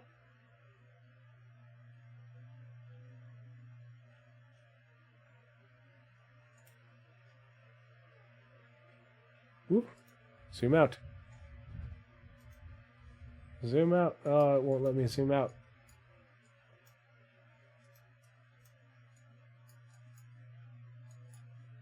Hold on. Let's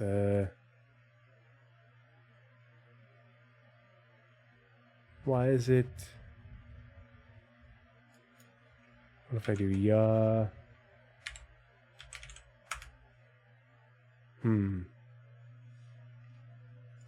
It is too bright.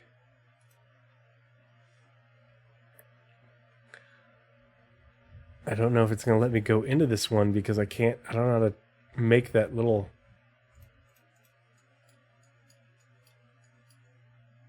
symbol above the A.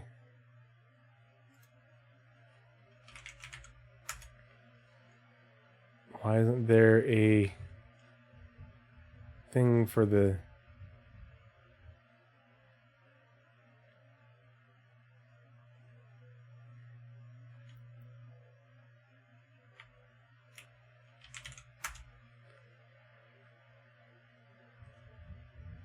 That's weird. It doesn't have a thing for the system.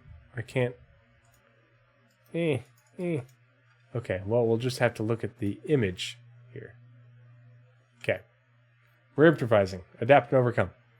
Alright, so the Yaman system, known as the Hador system, is a planetary system in the Xi'an Empire that consists of an F-type main sequence star, 3 terrestrial planets, a dwarf planet, and an asteroid belt. Discovered in 2529 by nav jumper I Se Cho'an. It was designated as a supply system because the Xi'an are hyper-organized, and so like a system or a planet will be devoted entirely to one thing.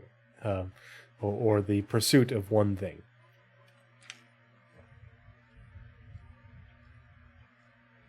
Stay hydrated, everybody. Let's see.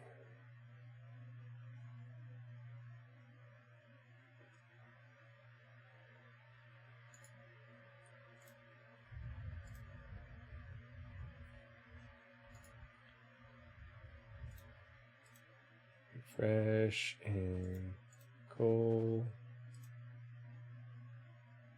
Okay. It was designated as a supply system for the Xi'an military and placed under its protection. In 2531, it was rediscovered by human explorer Tessa Morrison when she traversed the Baker Yaman jump point and encountered a Xi'an military escort team. This incident led to UPE High Naval Commander Gianna Perry to propose that Xi'an systems connected to the UPE be placed under the control of the Navy in case of an attack. It became the first system to form the Perry Line, and humans renamed it Hadur after an ancient human war deity. Under the terms of the 2789 Akari Kray Treaty, it was ceded to the Xi'an Empire and reverted to its original name, Yatman. Okay, so Kuali, subject of interest during the Xi'an-Human Cold War.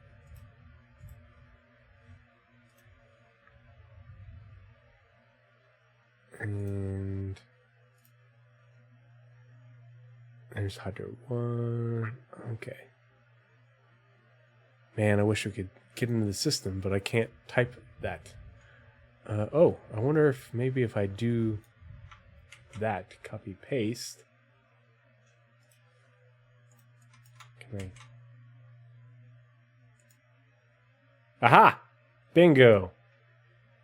Smart. You can't double click on the systems to get into it now. That's the only other way that's how I used to do it. So now I've been searching for the name and then click on the system. So I had to copy and paste the name of the system from that into the search box to get to this little thing above the A. Kuali Yaman 1 is the first planet from the sun of the Yaman system, Xi'an Empire, tidally locked to its star. One of its sides is in permanent daylight and the other in permanent night. During the Xi'an Human Cold War, 2530 through 2792, man, 262 years, human military intelligence identified a facility located on the dark side of Kuali that saw frequent traffic and was under heavy guard. Reports suggested that it was a maximum security labor camp. In 2788, the facility was suddenly torn down and the planet left unguarded. The Xi'an Empire denies that they operated a labor camp on Kuali, but have not offered an alternate explanation of its purpose. So there's Hadur 1, and I can't think of anything gameplay-wise that might be relevant to that, where I might visit it. Just because they don't give you a whole lot, in relation to it. Maybe there might be a reason to go visit that site. I don't know.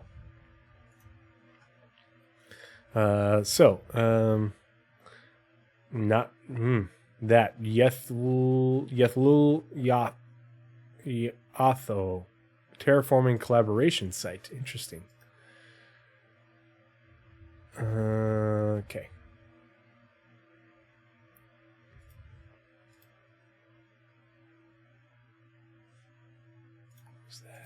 Close that. Okay. So Yethlul, Yaman 2 is the second planet from the sun of the Yaman system, Xi'an Empire. Although it saw little use other than resource extraction during the human-Xi'an Cold War, it is now a hub of activity as it is being terraformed under a joint project between the human corporation Ark Core and the Xi'an government. Interesting. I don't think I've heard mention of Ark Core collaborating with the Xi'an before. We hear all about the Xi'an MISC partnership, but Ark Core working on terraforming with the Xi'an. Very interesting. I could see lots and lots of contracts to bring needed goods and supplies, material, people, etc. there for Ark Core and the Xi'an, and be able to get maybe dual reputation gains from doing so. The main Ark Core station in orbit around Yaman 2 is a popular destination for workers from either empire to mingle. That would be a really cool place to visit, to see human and Xi'an mingling together when they're not necessarily working on the terraforming project. During the Koya endurance race in 2947, the station reached maximum capacity as enthusiasts gathered there to watch the race. Oh, okay, so apparently that's a Xi'an name for an endurance race. I bet you it would be bringing people there to watch the race. For NPC transports would be good work, for those sorts of jobs, as well as, hey, it's an event, that there's going to be a lot of people there, just like with Invictus Launch Week and IAE, with certain things going up in, demand at locations. Same thing, this event is going on, this race is going on, and not only would you maybe be able to participate in that race as well as watch it, but the demand for goods and services and for transport of people to go watch the race, would skyrocket around that event. And so knowing when that is and where that occurs would be beneficial to you in order to take advantage of those opportunities. Well, that's pretty cool that the joint terraforming effort, definitely big economic opportunities to do with that. And potentially good long haul ones, depending on where you're having to haul stuff in for Ark Core, or even the Xi'an, where you're bringing in material or what supplies. So pretty cool.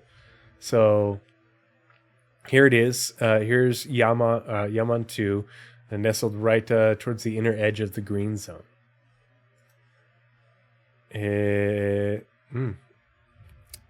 Yethlul Siyen Ye-O. Yeah. Yaman 3. That's what it is. Yaman 3 is the third planet from the sun of the Yaman system, Xi'an Empire. Along with the nearby planet Yaman 2, it is being jointly terraformed by the human corporation Ark Core and the Xi'an government. Wow! 2 planets being jointly terraformed in the green band of the Yaman system between Ark Core and the Xi'an government. That is super cool information. I don't think if this was included in the original comlink about this system, I must have completely forgotten about it because I don't recall that at all. But yeah, the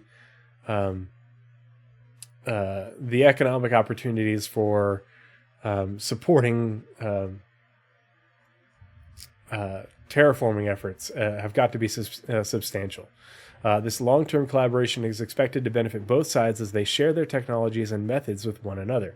In 2948, the planet was flooded with a violet-hued gas as a step in the atmospheric construction project. Part of the endurance took place on Yaman 3 in 2947. Interesting. So another location to watch that race from, or be a part of that event, in terms of taking part of that economic opportunity. What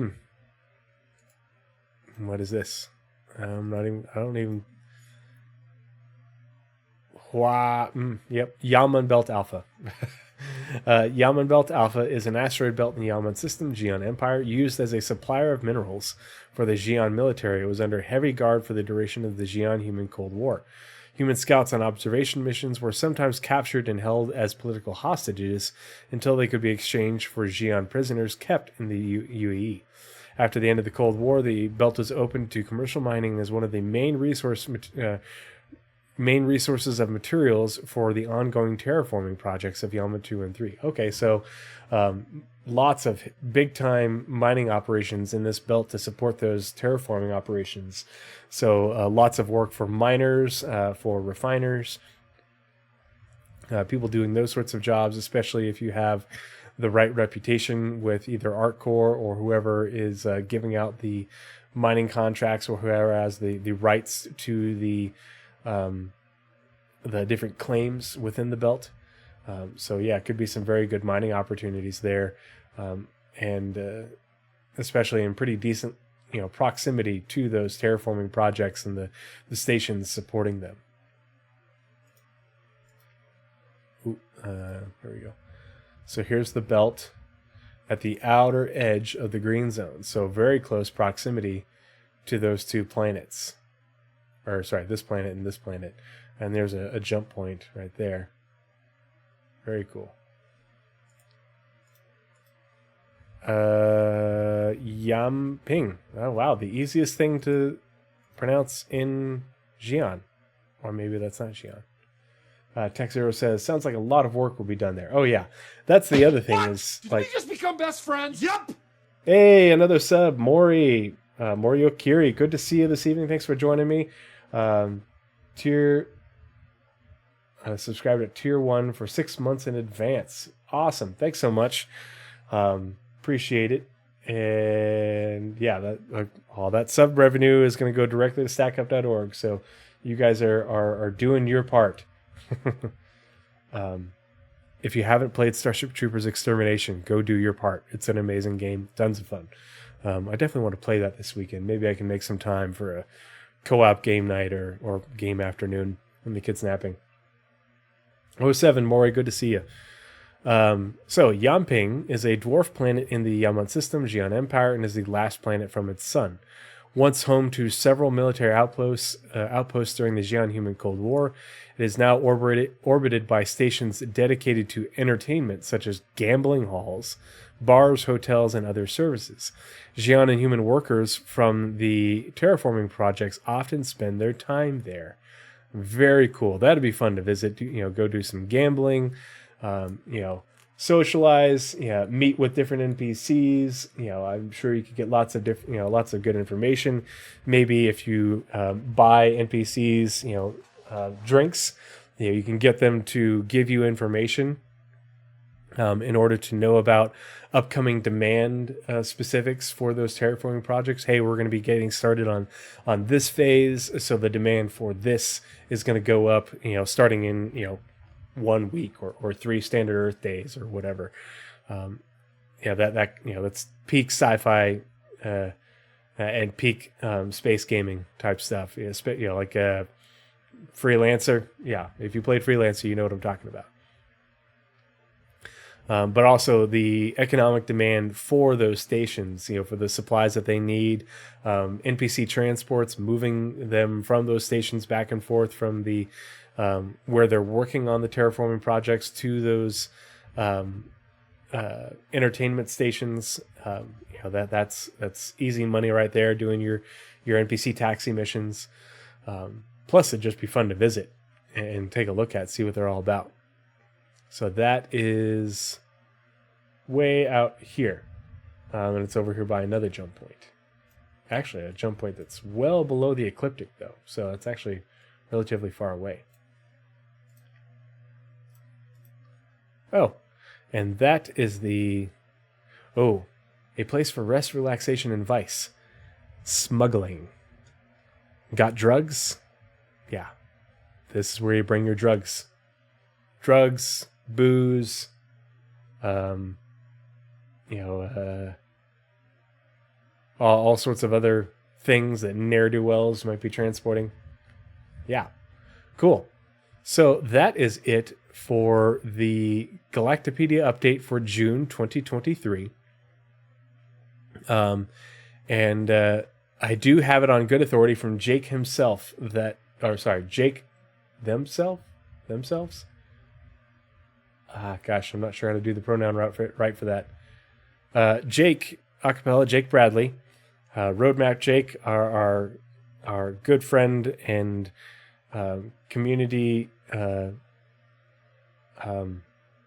member of the CIG community team, did let me know that he personally had the fixing of the Ark Starmap escalated with the Turbulent web team. So Turbulent actually does everything for the RSI website and the backend for that website. So they're the ones that are refactoring, rebuilding the entire website, and they're the ones that need to fix the star map to get it working and bring it up to speed. It initially was not a priority because it doesn't see much traffic. Apparently I'm the only one who uses it.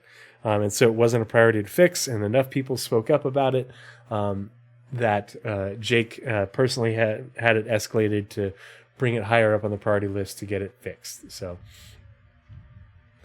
yeah, Blizzrad uses it. I use it. I love it. It's great for exploration when you're looking at the lore and just exploring the universe. I love using the route thing to look at how you would get from one place to another, because it's not as simple as what you might think. But yeah, so hopefully we'll see it back up and running.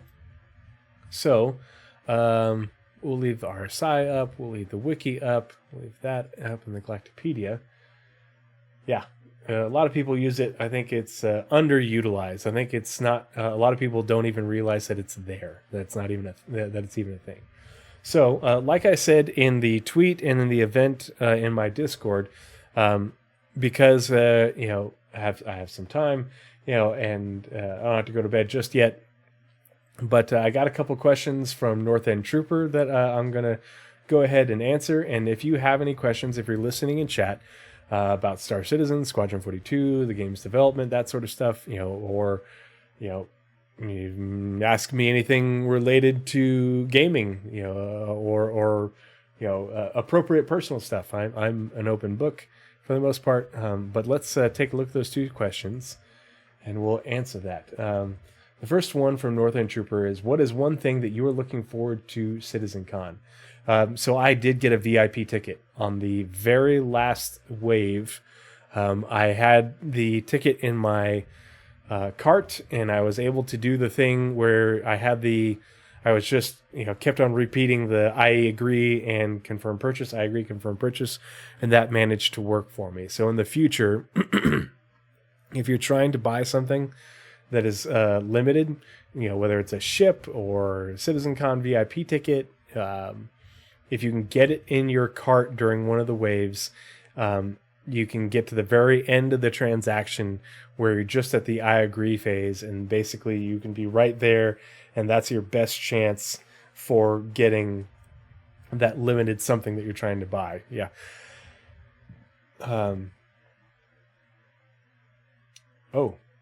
That's actually a good question, Aether Drift. I will add that to my little Word document thing. And if you have a question that you want to bring up, do me a favor. If you have some of the crayons, which are my version of the little bits things, if you can use 100 to highlight the message, that will make it easier for me to see if I'm not looking at chat.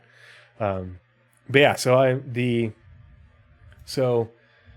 thing I'm looking forward to, CitizenCon. The VIP ticket gets me access to.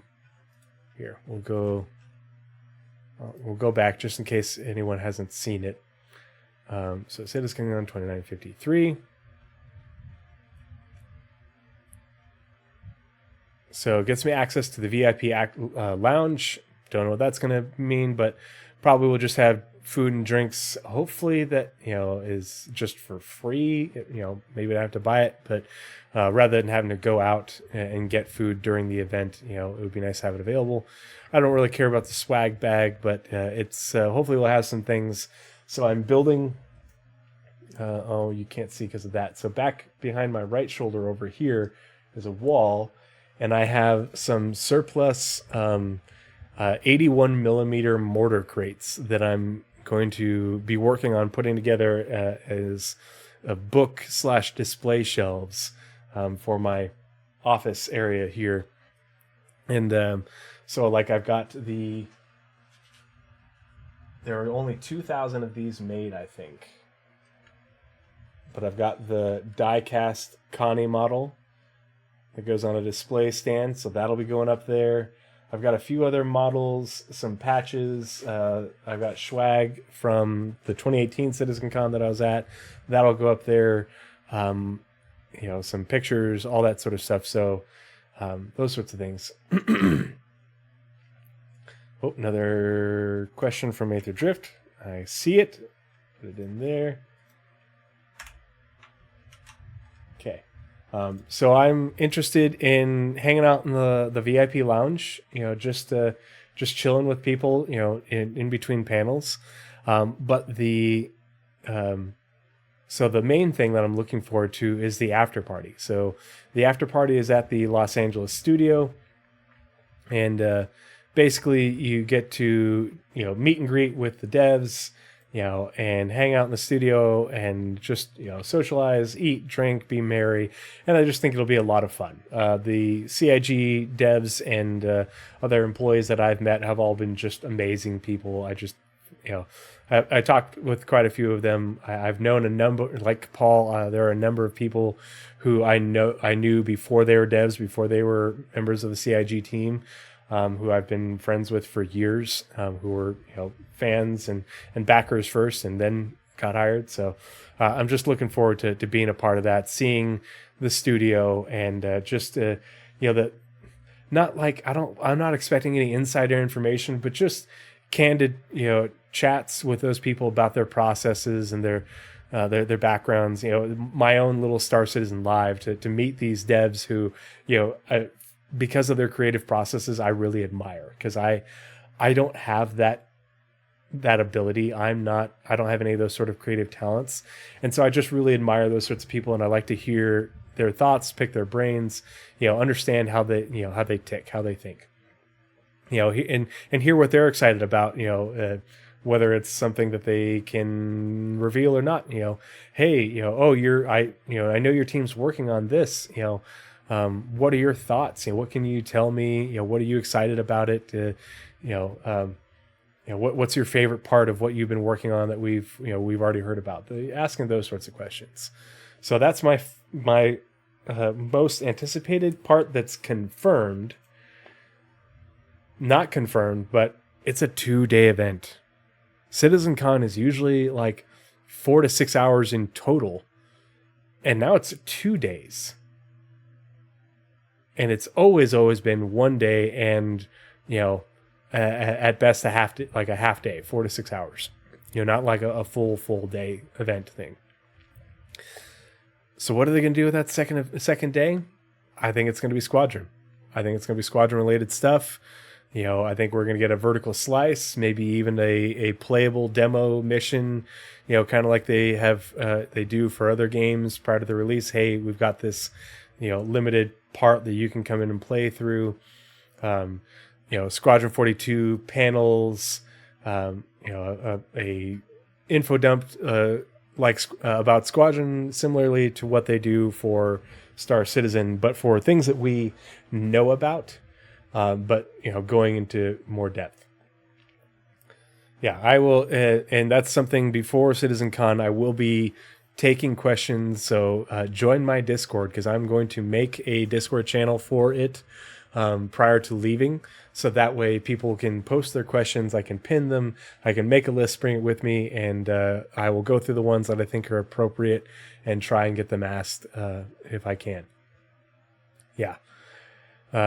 So that's what I'm hoping for day 2. If it's 2 days of Star Citizen and one of them is just more pyro, if we don't get a bunch of Squadron information, and I really think that there should be a reveal timeline, I will be disappointed. I'm not going to lie. Yeah. I will post on Twitter and in my Discord just to remind everybody. But yeah, if you've got questions, I want to hear them. I will try and get the ones I deem appropriate asked and see what I can share with you guys. So next question. If CIG released a lore audiobook, who would you want to narrate it and why? So let's see. Where's that tab? Let's see.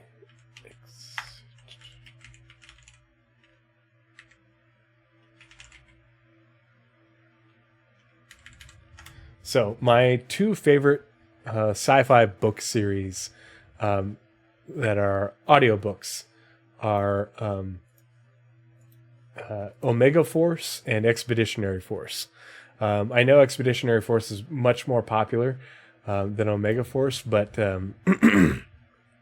I think they're both great series, but I also really enjoy the narrators. And so Expeditionary Force is narrated by R.C. Bray, who also narrated The Martian, if I remember correctly. So you've probably heard of him. Super entertaining narrator, has narrated a bunch of series that I really enjoy. Very prolific. So I highly recommend it. I also have a channel in my Discord for books, for sci-fi books.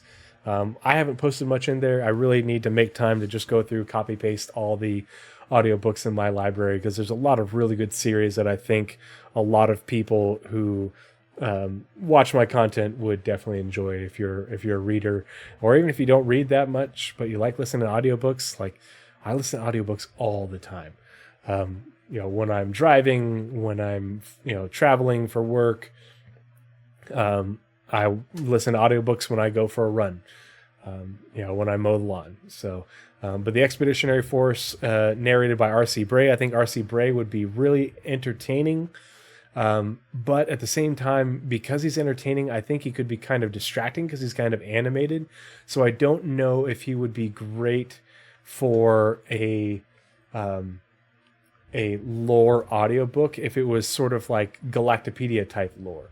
Now, I would love for R.C. Bray to narrate some of the serialized fictional stories within the Star Citizen universe.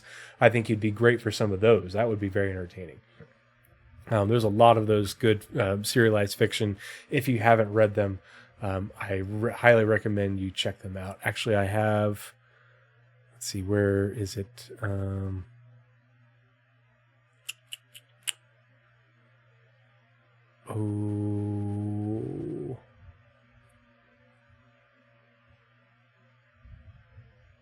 Maybe I don't have it. People are already setting off fireworks. My dogs are going to go nuts.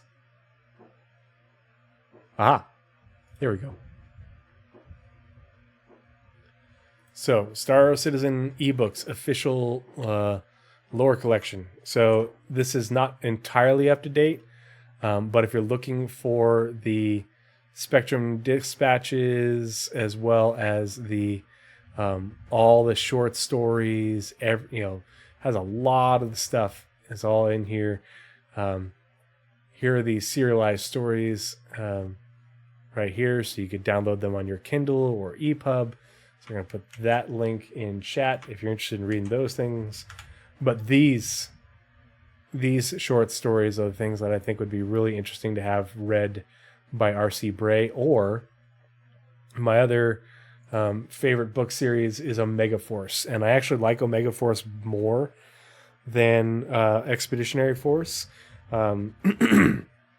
Just because I think the characters are a bit more interesting and entertaining, and I like the dynamic between the characters. And the narrator is Paul Heitch. And there's also a spin-off series about the main character's son. I forget what it's called, but also narrated by Paul Heitch. So Paul Heitch, Heitsch. So check out Omega Force, check out Expeditionary Force.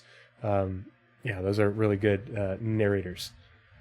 The lore of Star Citizen, the style of Norm Macdonald. That would be entertaining as hell. Yeah. Let's see. Next question. So from Aether Drift, have master modes been confirmed for 320? Actually, hold on. Where's the jump point? I have it downloaded. Oh, it's... Wait, no. Adobe Acrobat. Whoop. No, we don't want that.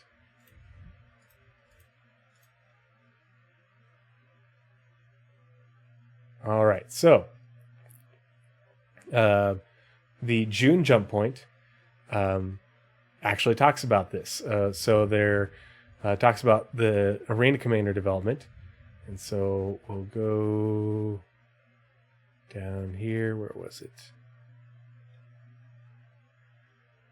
I'm pretty sure it was in here somewhere. Master. No. Aha, there it is. So, Alpha 3.20, Arena Commander 1.5. Talks about all the things that they are releasing as part of 3.20, and master modes is one of the experimental modes, and it was this is actually probably not supposed to be in here, but this is the if you remember from that ISC where it had one of those modes that was blurred out, it was master modes, and so. You'll have master modes in Free Flight, Duel, Endless Vandal Swarm, apparently. And I can confirm via SC Leaks that they were working on a Evocati test of master modes in Arena Commander. The build failed today. Just because they didn't have enough people in the office, because Germany and the US are out for holiday. But apparently it sounds like the build failed because there were things that weren't supposed to be in the build that needed to be removed, and they didn't have time to compile a new build. So keep an eye out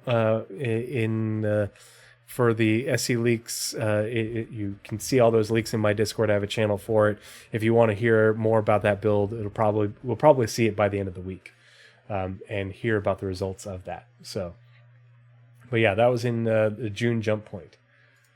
So, if it's in Arena Commander for 3.20, that's a good sign. I think if it's in 3.20, we will probably have it in the PU in 3.21, 4.0, 3.21 being potential. We don't know if we're gonna have a 3.21 or not. I think we're going to, but who knows? Let's see. Let's see. Oh, other part of that question. Do you have any thoughts on how it's going to affect the general flight profile? I like the master modes, and I think there's a lot of misunderstanding about how it's going to work. It really, it affects you, in terms of space flight more than atmospheric flight, because in atmosphere you couldn't go all that fast anyway. But in space flight, it just means that you can't fly really fast while you're dogfighting. You can still fly fast. People were worried about flying fast. You for the low flyers and everything, and I still think you're going to be able to do quite a bit of that, because you can go into the sort of uncapped mode where you have a higher velocity, but you just don't have your shields and weapons. They're not charged up. And so, yeah, it adds a lot more risk to low flying if you're doing it on like Daymar or whatever, but you should still be able to fly fast. I think the only thing that it's really going to change is the biggest impact is it's going to have an impact on dogfighting combat and slowing that down. And I think the unspoken and unconfirmed aspect of that is if you are slowing people down, it makes it a lot easier for the server to track your movements and reduce desync when you're dogfighting. Because desync with NPC, because NPCs will be using the same system and be beholden to the same rules. And so if you're not flying as fast and moving around as fast, it's a lot easier for a server to track your movement and predict your movement. Because remember, your movement is server authoritative.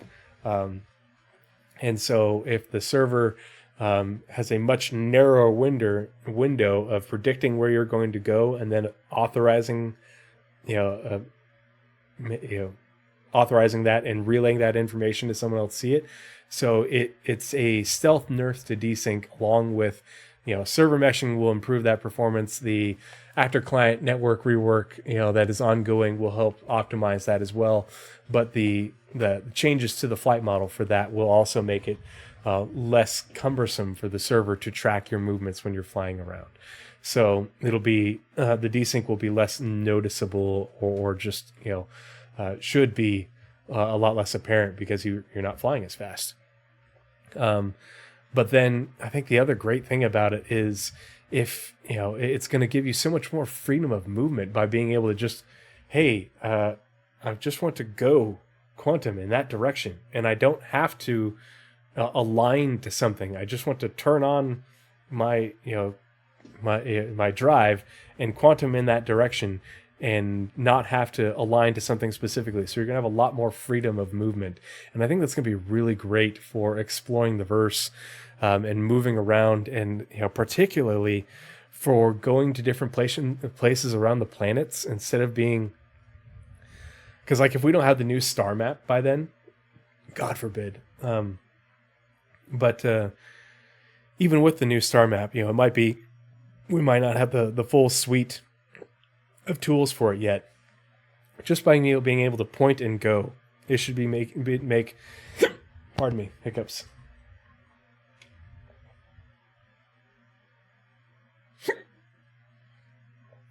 Navigation around the planet, especially to your mission locations, where I can't quantum to that because it's not a outpost or a city. Well, now you can quantum to that location. You just point to that location, and then it'll, pull you out of quantum. God dang it. Okay, 1 second.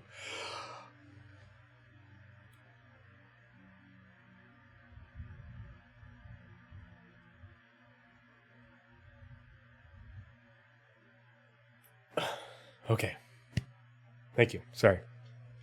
So, that's how I get rid of hiccups. I hold my breath in my chest. But yeah, you'll be able to just quantum in the direction of that mission location, and instead of having to go to the nearest quantumable location, and then you have to, slow boat it all the way there. You can just, point in that direction, turn on quantum, go, and it'll drop you out once you get too close. You're a whole lot faster, and so HC vert potato. Yeah. But yeah, so I think it's going to give a lot more freedom of movement along with the, in conjunction with the new star map. I think it's going to make it moving around. People complain about time sinks and things taking too long in Star Citizen. I think that's going to be going a long way to reducing the travel time sink by making your travel that much more efficient. Hopefully that makes sense, but that's part of why I'm excited about it, because you do end up using a whole lot of time just trying to get to locations because you can't quantum to them, because you can't, use the star map effectively. So next question from Aether Drift says, do you think we'll get a meshing prototype this calendar year? I do research for a living, so I understand it takes as long as it takes, but I'm a little surprised that we have heard nothing new. Do you have any concerns? So Paul has been talking a lot about this in office hours recently, and I agree. I am partially concerned because we haven't gotten a sort of formal update on that progress, because it was 4 months ago, a little over 4 months ago when we got that ISC, or not ISC, it was a Road to 4.0, right? About the server meshing summit. That was in February. It wasn't in January, it was in February. And so it's been going on 5 months now since that happened. And we haven't heard anything. Now we have the monthly reports, and we've seen mentions, little tidbits here and there in the monthly reports, but generally you don't hear much from the network teams in the monthly reports. And so it's just little things here and there that aren't great concrete information.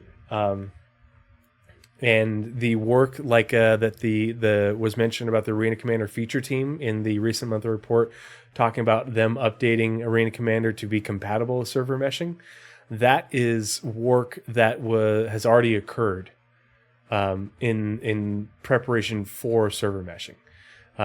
The PU has already had that work done.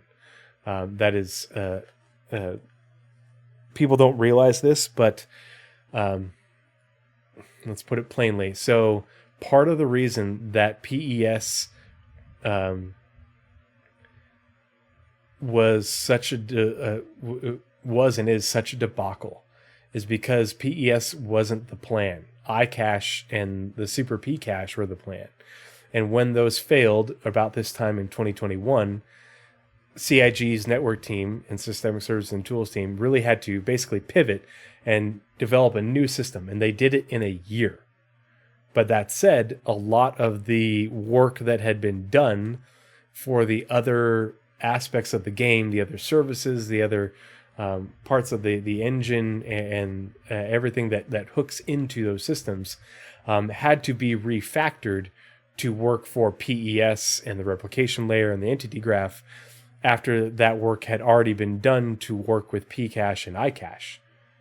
Does that make sense? So once once PES was built and added to the dev branch about this time last year, all of those teams whose systems interact with PES had to go in and do various levels of refactoring in order to make their the work that the things that they're responsible for work with PES.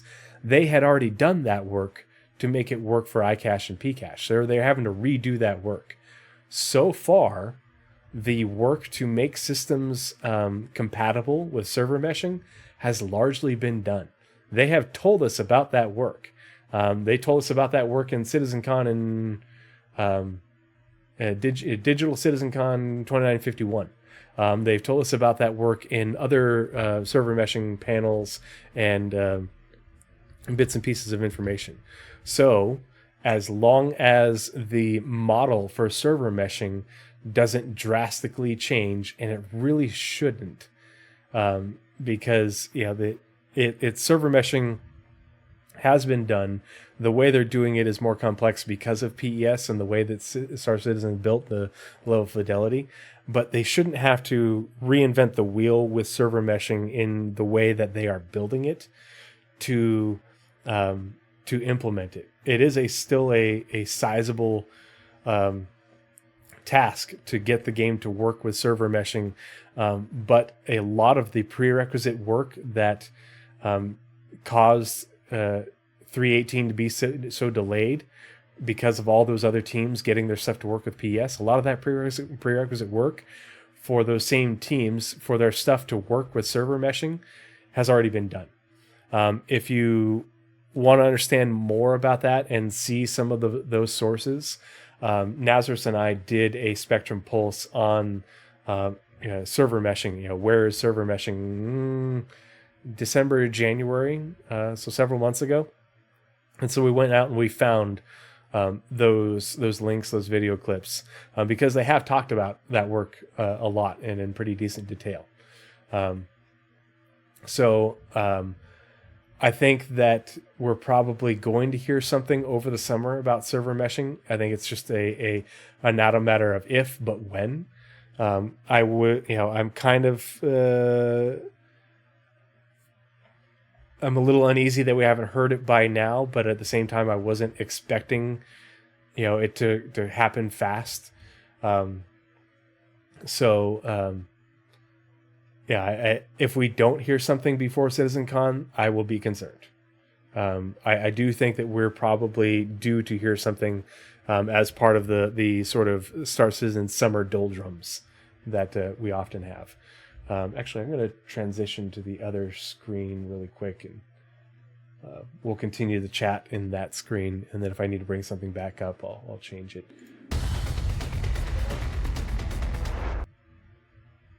Okay, so if you want to understand server meshing more, actually, you know what? That was dumb. I'm going to switch back. Sorry.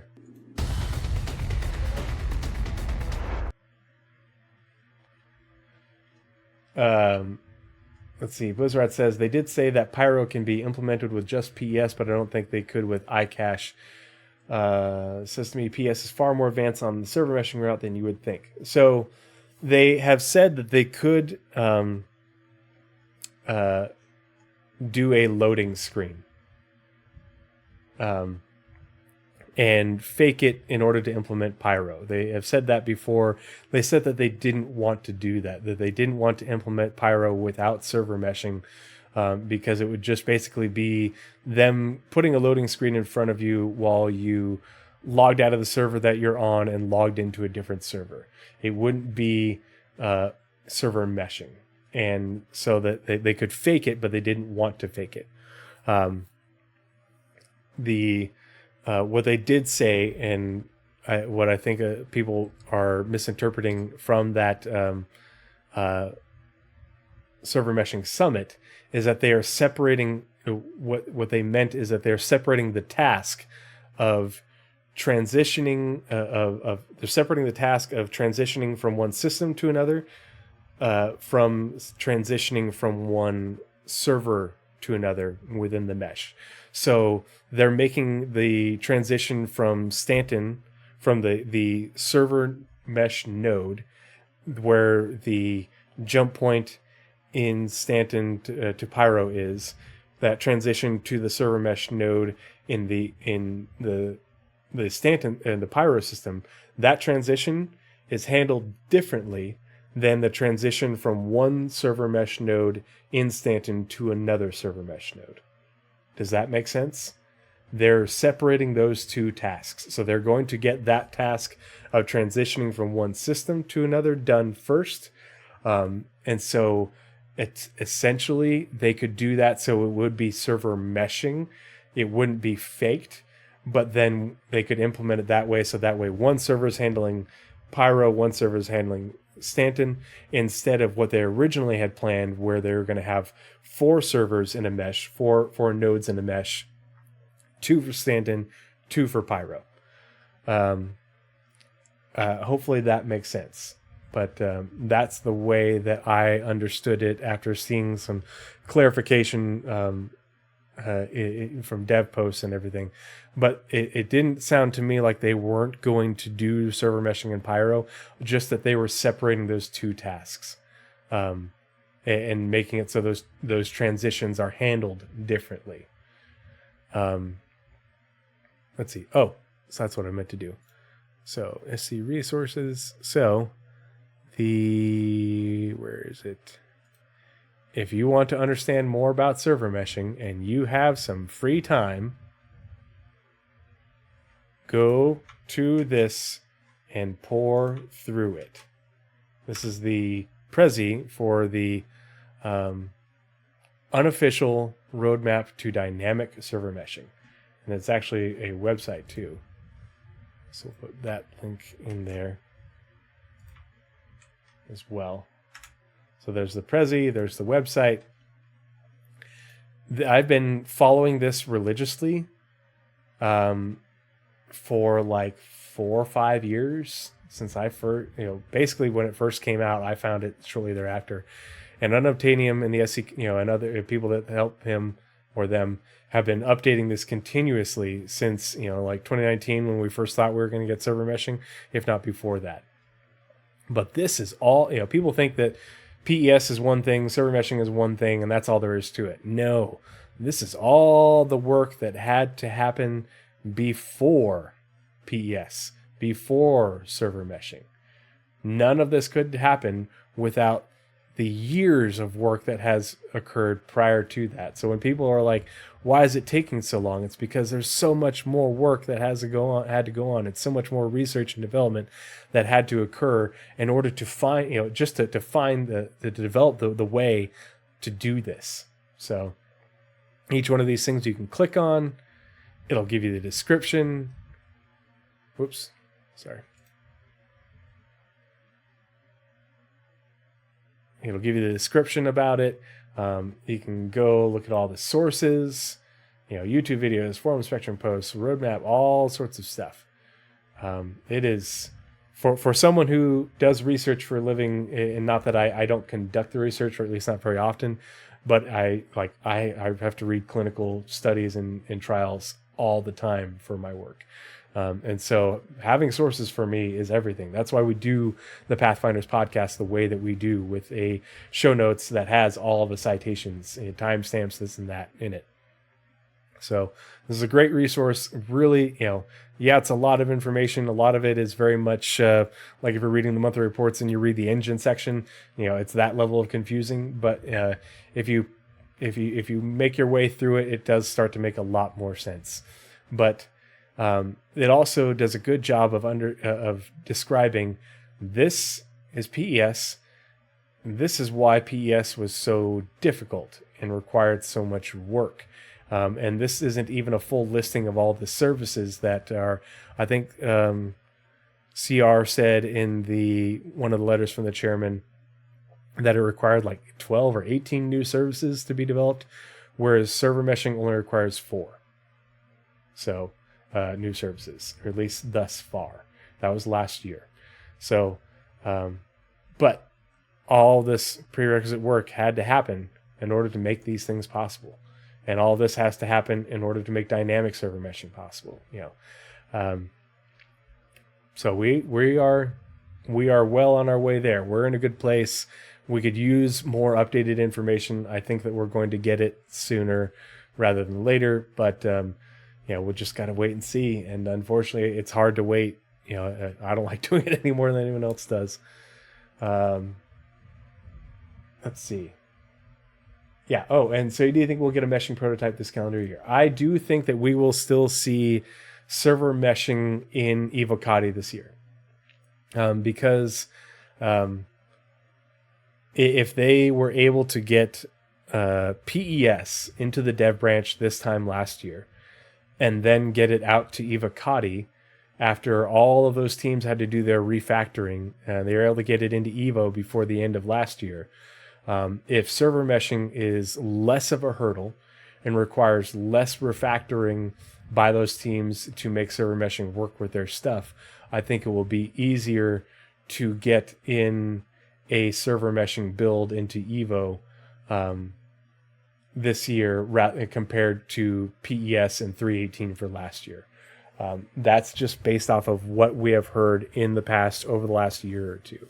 So that could change. PES is obviously still presenting some problems, but I mean, I think we can all agree that 3.19.1 is in a much better state than 3.18 is. I had 2 great play sessions over the weekend. The only issue was the stability, the instability from Xenothreat. And really that caused like 5-10 minutes of instability, but the server didn't crash. The BWin spiked, and things didn't work, but it didn't crash. And then once it was gone, and things were back to normal. And we were around Microtech in the Microtech's moons, and it was still standard Star Citizen playable. I know Xenothreat itself struggled, but doesn't it always? So yeah, that was my experience. I know other people I've heard other reports, but Ghost was with me. If he's still hanging out in chat, we were doing relic hunts, and we all experienced the same thing. And then 5-10 minutes later, we're back to normal, and we continued on doing what we were doing. So yeah, it's we're making progress. I just wish we had a verbal or written update on that progress, rather than just what we're experiencing. So yeah, that's my prediction. I just hope we get an update on it, because obviously I follow server meshing and its development pretty closely, because I read all of this. This is what I was doing in Afghanistan when I was on lockdown. Reading this and rewatching lore videos from Star Citizen, because it was COVID in Afghanistan. Yeah. High Prince of Dragon says, I tried to play Xenothreat last night. How did that go? I have heard mixed reports, and that's even in comparison to what we have had in the past. So I love Xenothreat. I think it's a fun event. I like doing the boarding and cargo transport part of it. I'm not really a dogfighter, so I love going to the Starfarer wrecks and recovering stuff and doing EVA, and I love playing with tractor beams. So that's my jam. But I know that it's really struggling these days. So last question from Aether Drift. New HUD, map, and diegetic holographic cards by the end of the year. Are these parts dependent on PS or server meshing in any way? Thanks, man. You've got the knowledge. Oh, thanks. I appreciate that. I think that we will see the... so let's see. I don't want to pull up the monthly report just because I don't remember if it was the May or April. But it was either May... It's within the last 3 months. They have talked about aspects of things like the, I want to say the new HUD, and there's one other thing. One thing is done for Squadron, and it is being used by the rest of the teams in Squadron, and it's ready to go. And another thing is not only done for Squadron, but has been released to the rest of the company and is ready for implementation by the rest of the company. And I don't remember which ones of those exactly they were, but I want to say it was the HUD and maybe MFDs. I can't remember which. I'd have to go back and look. Here, let's do it.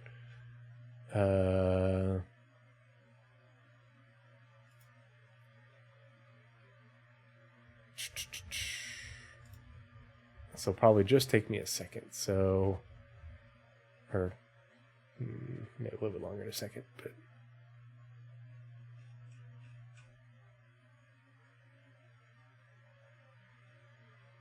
let's see.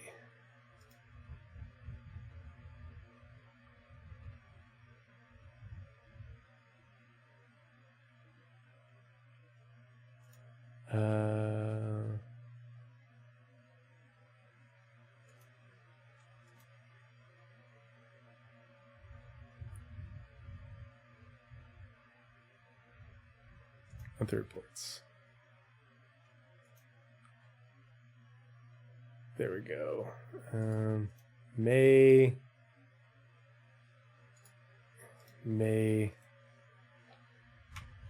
MFD. There we go. All right, so here we go.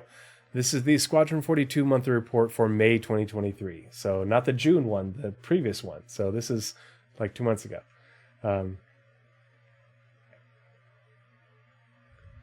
Haru the Ninja. Am I saying that right? First time chat. Thanks for joining me, buddy. Good to see you. I think we see the new game UI and star map for CitizenCon. I definitely think we'll see the new star map for CitizenCon. Just because it's like they haven't shown it to us. They've shown us the prototypes, and work in progresses of the other things, the MFDs, the HUDs, that's the visor reworks. We've seen that. But we haven't seen the new star map at all. All I know is that when I was in Texas in March through May for training, I got to get together with Jake and Paul. We went out and got margaritas and tacos. It was great. But Jake, was willing to say, he's like, the star map, he's like, I know you guys are waiting for it. It looks amazing. They're still working on it. There's still stuff to add, but it looks amazing. It works great. You guys are going to love it. So I trust Jake. I've been talking to Jake for a long time. Jake has always shot me straight. I agree. Haru the Ninja, I think that we'll probably see it for CitizenCon. And I think it's one of those things where we'll see it for CitizenCon and it'll be in the next build. Because it's not one of those things that is if it works for Squadron, it works for the PU. But right here, so for vehicle features, Squadron 42 monthly report May, multifunction displays, MFDs, also received various updates, including a UI pass to make them larger, simpler, and easier to read. The new MFD system also allows players to cast some screens to their visors, with the team changing the layout and aspect ratio of the screens when this occurs. This makes better use of screen space and allows certain elements to be more prominent. Furthermore, after the work last month, MFDs were enabled for wider use in the company. So I definitely think we will see the MFDs in-game this year. Because this is, this stuff is why I think that Squadron is approaching beta. Because all these usability things are, hey, this is done. And it's being enabled for wider use in the company. I think that we will start seeing this tech implemented in the PU as well, and getting tested in various ways. So I think we will see this before the end of the year, and then let's see, visor.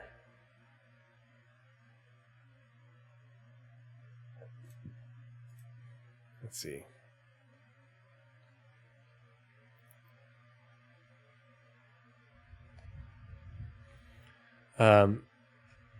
So work on the final visor UI also continued with the AI feature team. This will include weapons and ammunition information, notifications, and mission objectives. They also improved shaders courtesy of the graphics team to make the UI appear more holographic.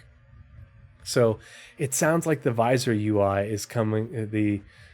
Let's see. So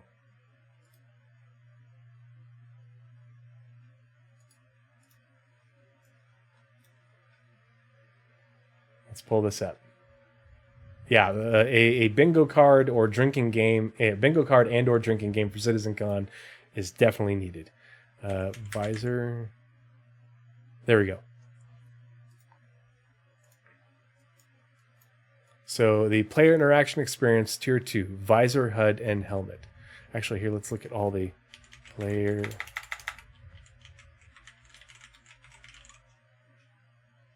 So here's the player interaction experience. So this is all the things that allow you to interact and visualize things. So hints and interactions tier 0.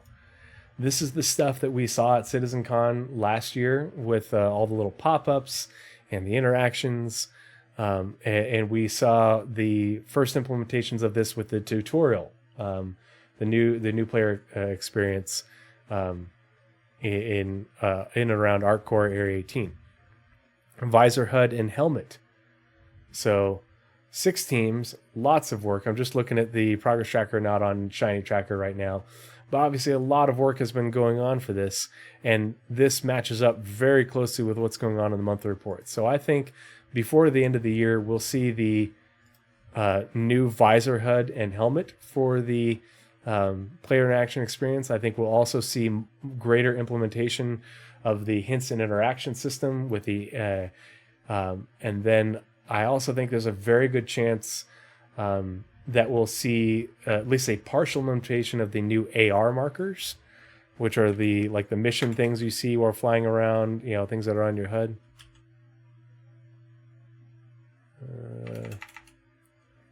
I don't remember if there's a separate deliverable for that.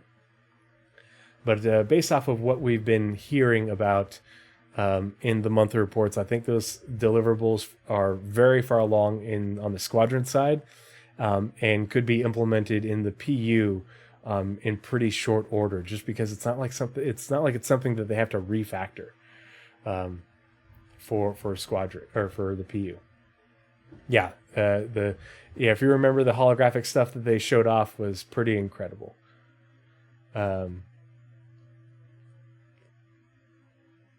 Aether says, are you talking specifically about when you're in the cockpit of your ship? Both. Yeah, so cockpit of your ship for MFDs, and then the HUD is with your helmet, and not only, and even with your helmet not on, what you see, all that stuff.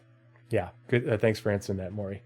There's only 2 words I want to hear at CitizenCon. I know you want to hear them too. Quantum simulation. Yeah, we are overdue for a quantum update. But if you watch when Nazareth and I do the podcast with the monthly reports, we'll probably be doing it this weekend because we got monthly reports on Monday, or maybe sometime next week. Just depends on when we get time. But the Systemic Services and Tools team, which is Tony Z's team, has been in the monthly reports for each of the last 3 months. They hadn't been in the monthly reports since February of 2022. And each of the last 3 months, they have mentioned their work on quantum, and the different aspects and services of the quantum systems. So I think that there is a very good chance we could see additional implementation of aspects of quantum in game before the end of the year. I was hoping it would come for 320 with the whole C, but I don't think it's going to happen. But given all the work that's going on for Bounty Hunter V2 and the AI services that are part of the quantum simulation that feed into Bounty Hunter V2, I think that there's a good chance that if we get a 321 this year, that we could see it in, see aspects of it in 321. Whether it's the economic simulation, I don't know. That's hard to know because they mentioned it in the last monthly report, but it was a very brief mention. So we just we need a detailed update, and whether it happens before CitizenCon or not, we'll just have to wait and see. It could be a big reveal at CitizenCon and say, hey, this is what we're showing at CitizenCon, and it's in the dev build that we're working on for 321. Hopefully we'll have it out in Evo before the end of the year. Who knows? It could go either way. There's a lot of stuff up in the air. But yeah, not dependent on PES or server meshing in any way. Yeah. So yeah, Maury, check out those monthly reports. Check out the updates on the Systemic Services and Tools team. It's good information. I would be very surprised if we don't get more information, and probably even juicier information, on Wednesday when we get the PU monthly report. So we'll have to keep an eye out on that. If you follow Maury, I know you follow me on Twitter. When that comes out, A, I'm not working. B, the kid's going to be with the nanny. And C, my wife will be at work. So I'll be clipping some things and posting them not only to my Discord, but also onto Twitter. So keep an eye out for that stuff. And then come join us when we do the podcast. Let's see. Were there any other questions? And let's see. I don't see any other questions. I don't think I missed any. Unless anyone has any other questions they want to ask, I'm going to call it a night because it's a little bit after. Sure. One quick question. Last one for Maury. We'll do it for you, buddy. And then after that, I have to call it a night. You think we might see Nyx? So this is the only work that was done on Nyx that we know of. And I don't think, because there's a deliverable for it, I don't think that they would be hiding it because it's announced. So This is just a couple months of part-time work on the initial foundation work needed to implement the Nix system in the game. Now, they have talked about Nix recently at that Bar Citizen, and it was confirmed that was, that they did talk about that. A lot of that stuff was bunk, but some of the things were actually true. But I do think that we're going to see Nix go into development this next year, and I think Nix will get developed very fast. I think the reports of the Pioneer seeing that this year, I think that was a misquote in that when they talk, so they've showed us Rastar each of the last two Citizen Cons, and it's gotten better, and we've seen more information, and they've shown us more of it, and it's also continued to get improvements all through last year in the monthly reports, as well as a couple of notes this year. So there's been a lot of work on Rastar, and so I think that that quote was a misquote in that, no, the Pioneer isn't in development. We're not going to see the Pioneer. But I think that the part about coming to CitizenCon, I think they may have a demo of base building at CitizenCon and the player-facing version of Rastar. And I think they might show that off along with like the concept for the MCV. If you remember that leak, the Argo... Blizzard, do you remember what the MCV stood for? It was the Mobile Construction Vehicle, I think. And it was a leak from an in-game thing, like a display at IAE, and it basically just had the description of the vehicle, and it was MCV.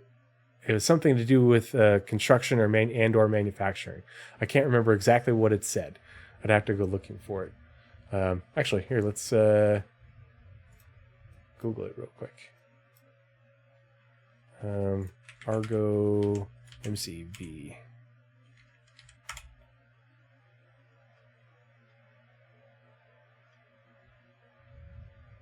There we go. It's even in the wiki.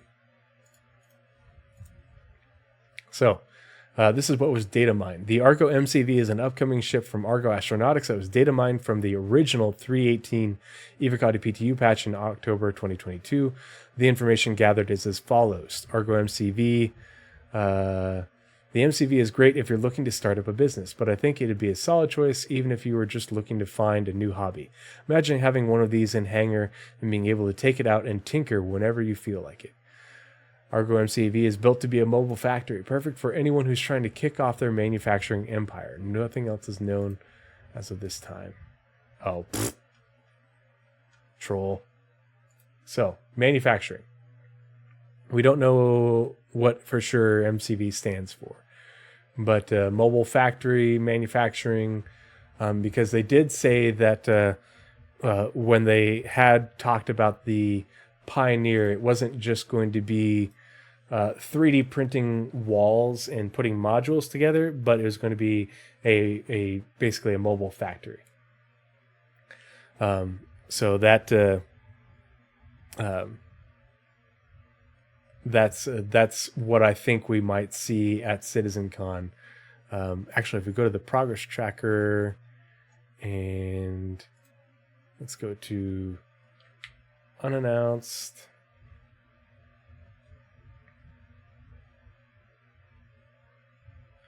Because there are concepts, unannounced concepts that aren't on the progress tracker because they were concepted before the advent of the progress tracker in January 2021. But actually, we want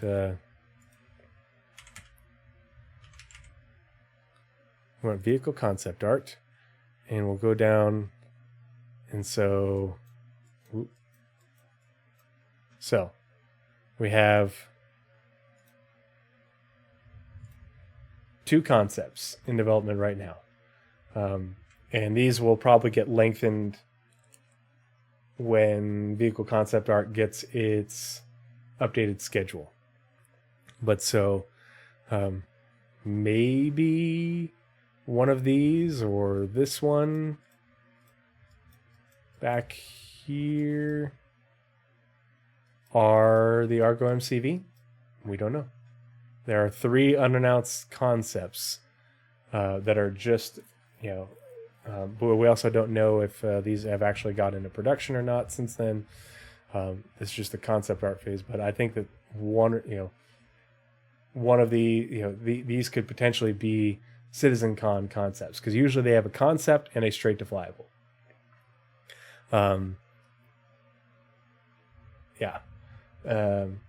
High Prince of Dragon says, what system do you think will come after Nyx? Castra. Totally Castra. Here, actually. Let's see. Go to YouTube, and I'll show you why.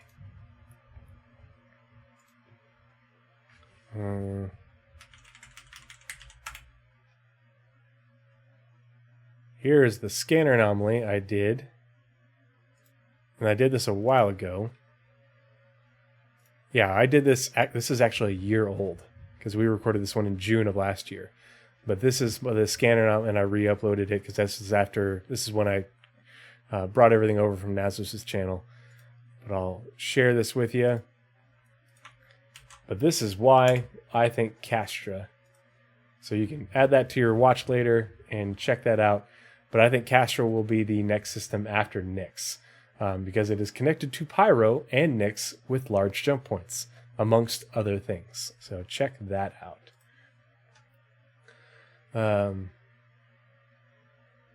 don't think Terra will be last, but I think it will be a while. I think we're gonna get some low hanging fruit before they handle Terra. But I also think that once server meshing is in, and they're on their way to dynamic server meshing, I think that we will see multiple systems getting worked on at the same time. Kind of like how they're gearing up to be able to produce 1 to 2 capital ships a year. I think that they are and have been gearing up for a while to produce multiple systems per year. And I think that they are fairly close to that goal. And it's just been a matter of refining the pipeline, refining the tools, practicing all that on Pyro. And but once Pyro's in, onward to Nyx, onward to Castra, and who knows from there. But a lot of the systems that are around Stanton, Terra notwithstanding, are much more low-hanging fruit compared to Stanton and Terra, and much easier to implement.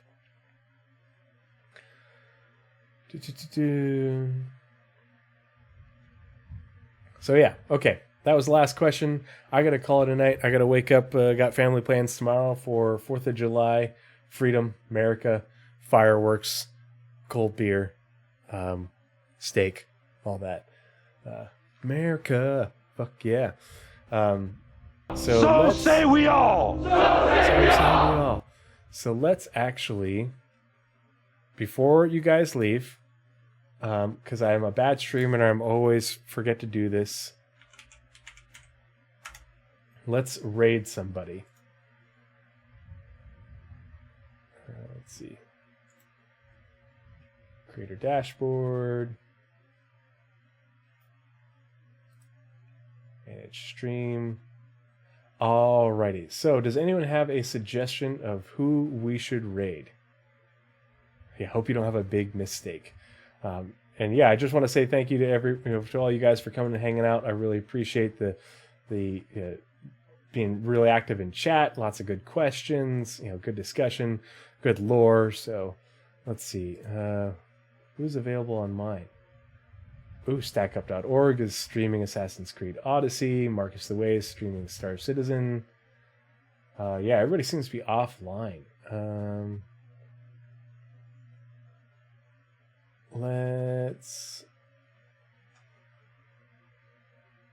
We'll duplicate. Let's see if there's anyone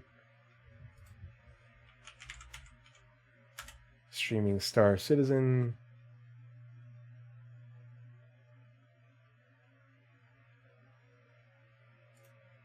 Under recommended channels. The People's Radio. What is that? I don't know what that is. Let's Susie Q says they're doing Janelite gem hunting, playing Star Citizen. Let's raid them. They're a small streamer. So Susie Q.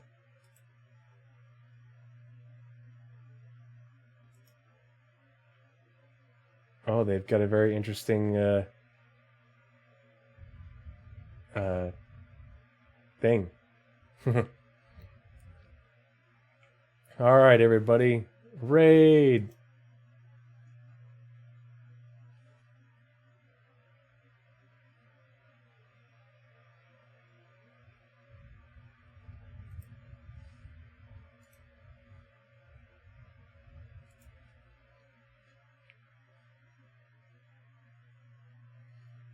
All right, have a good night.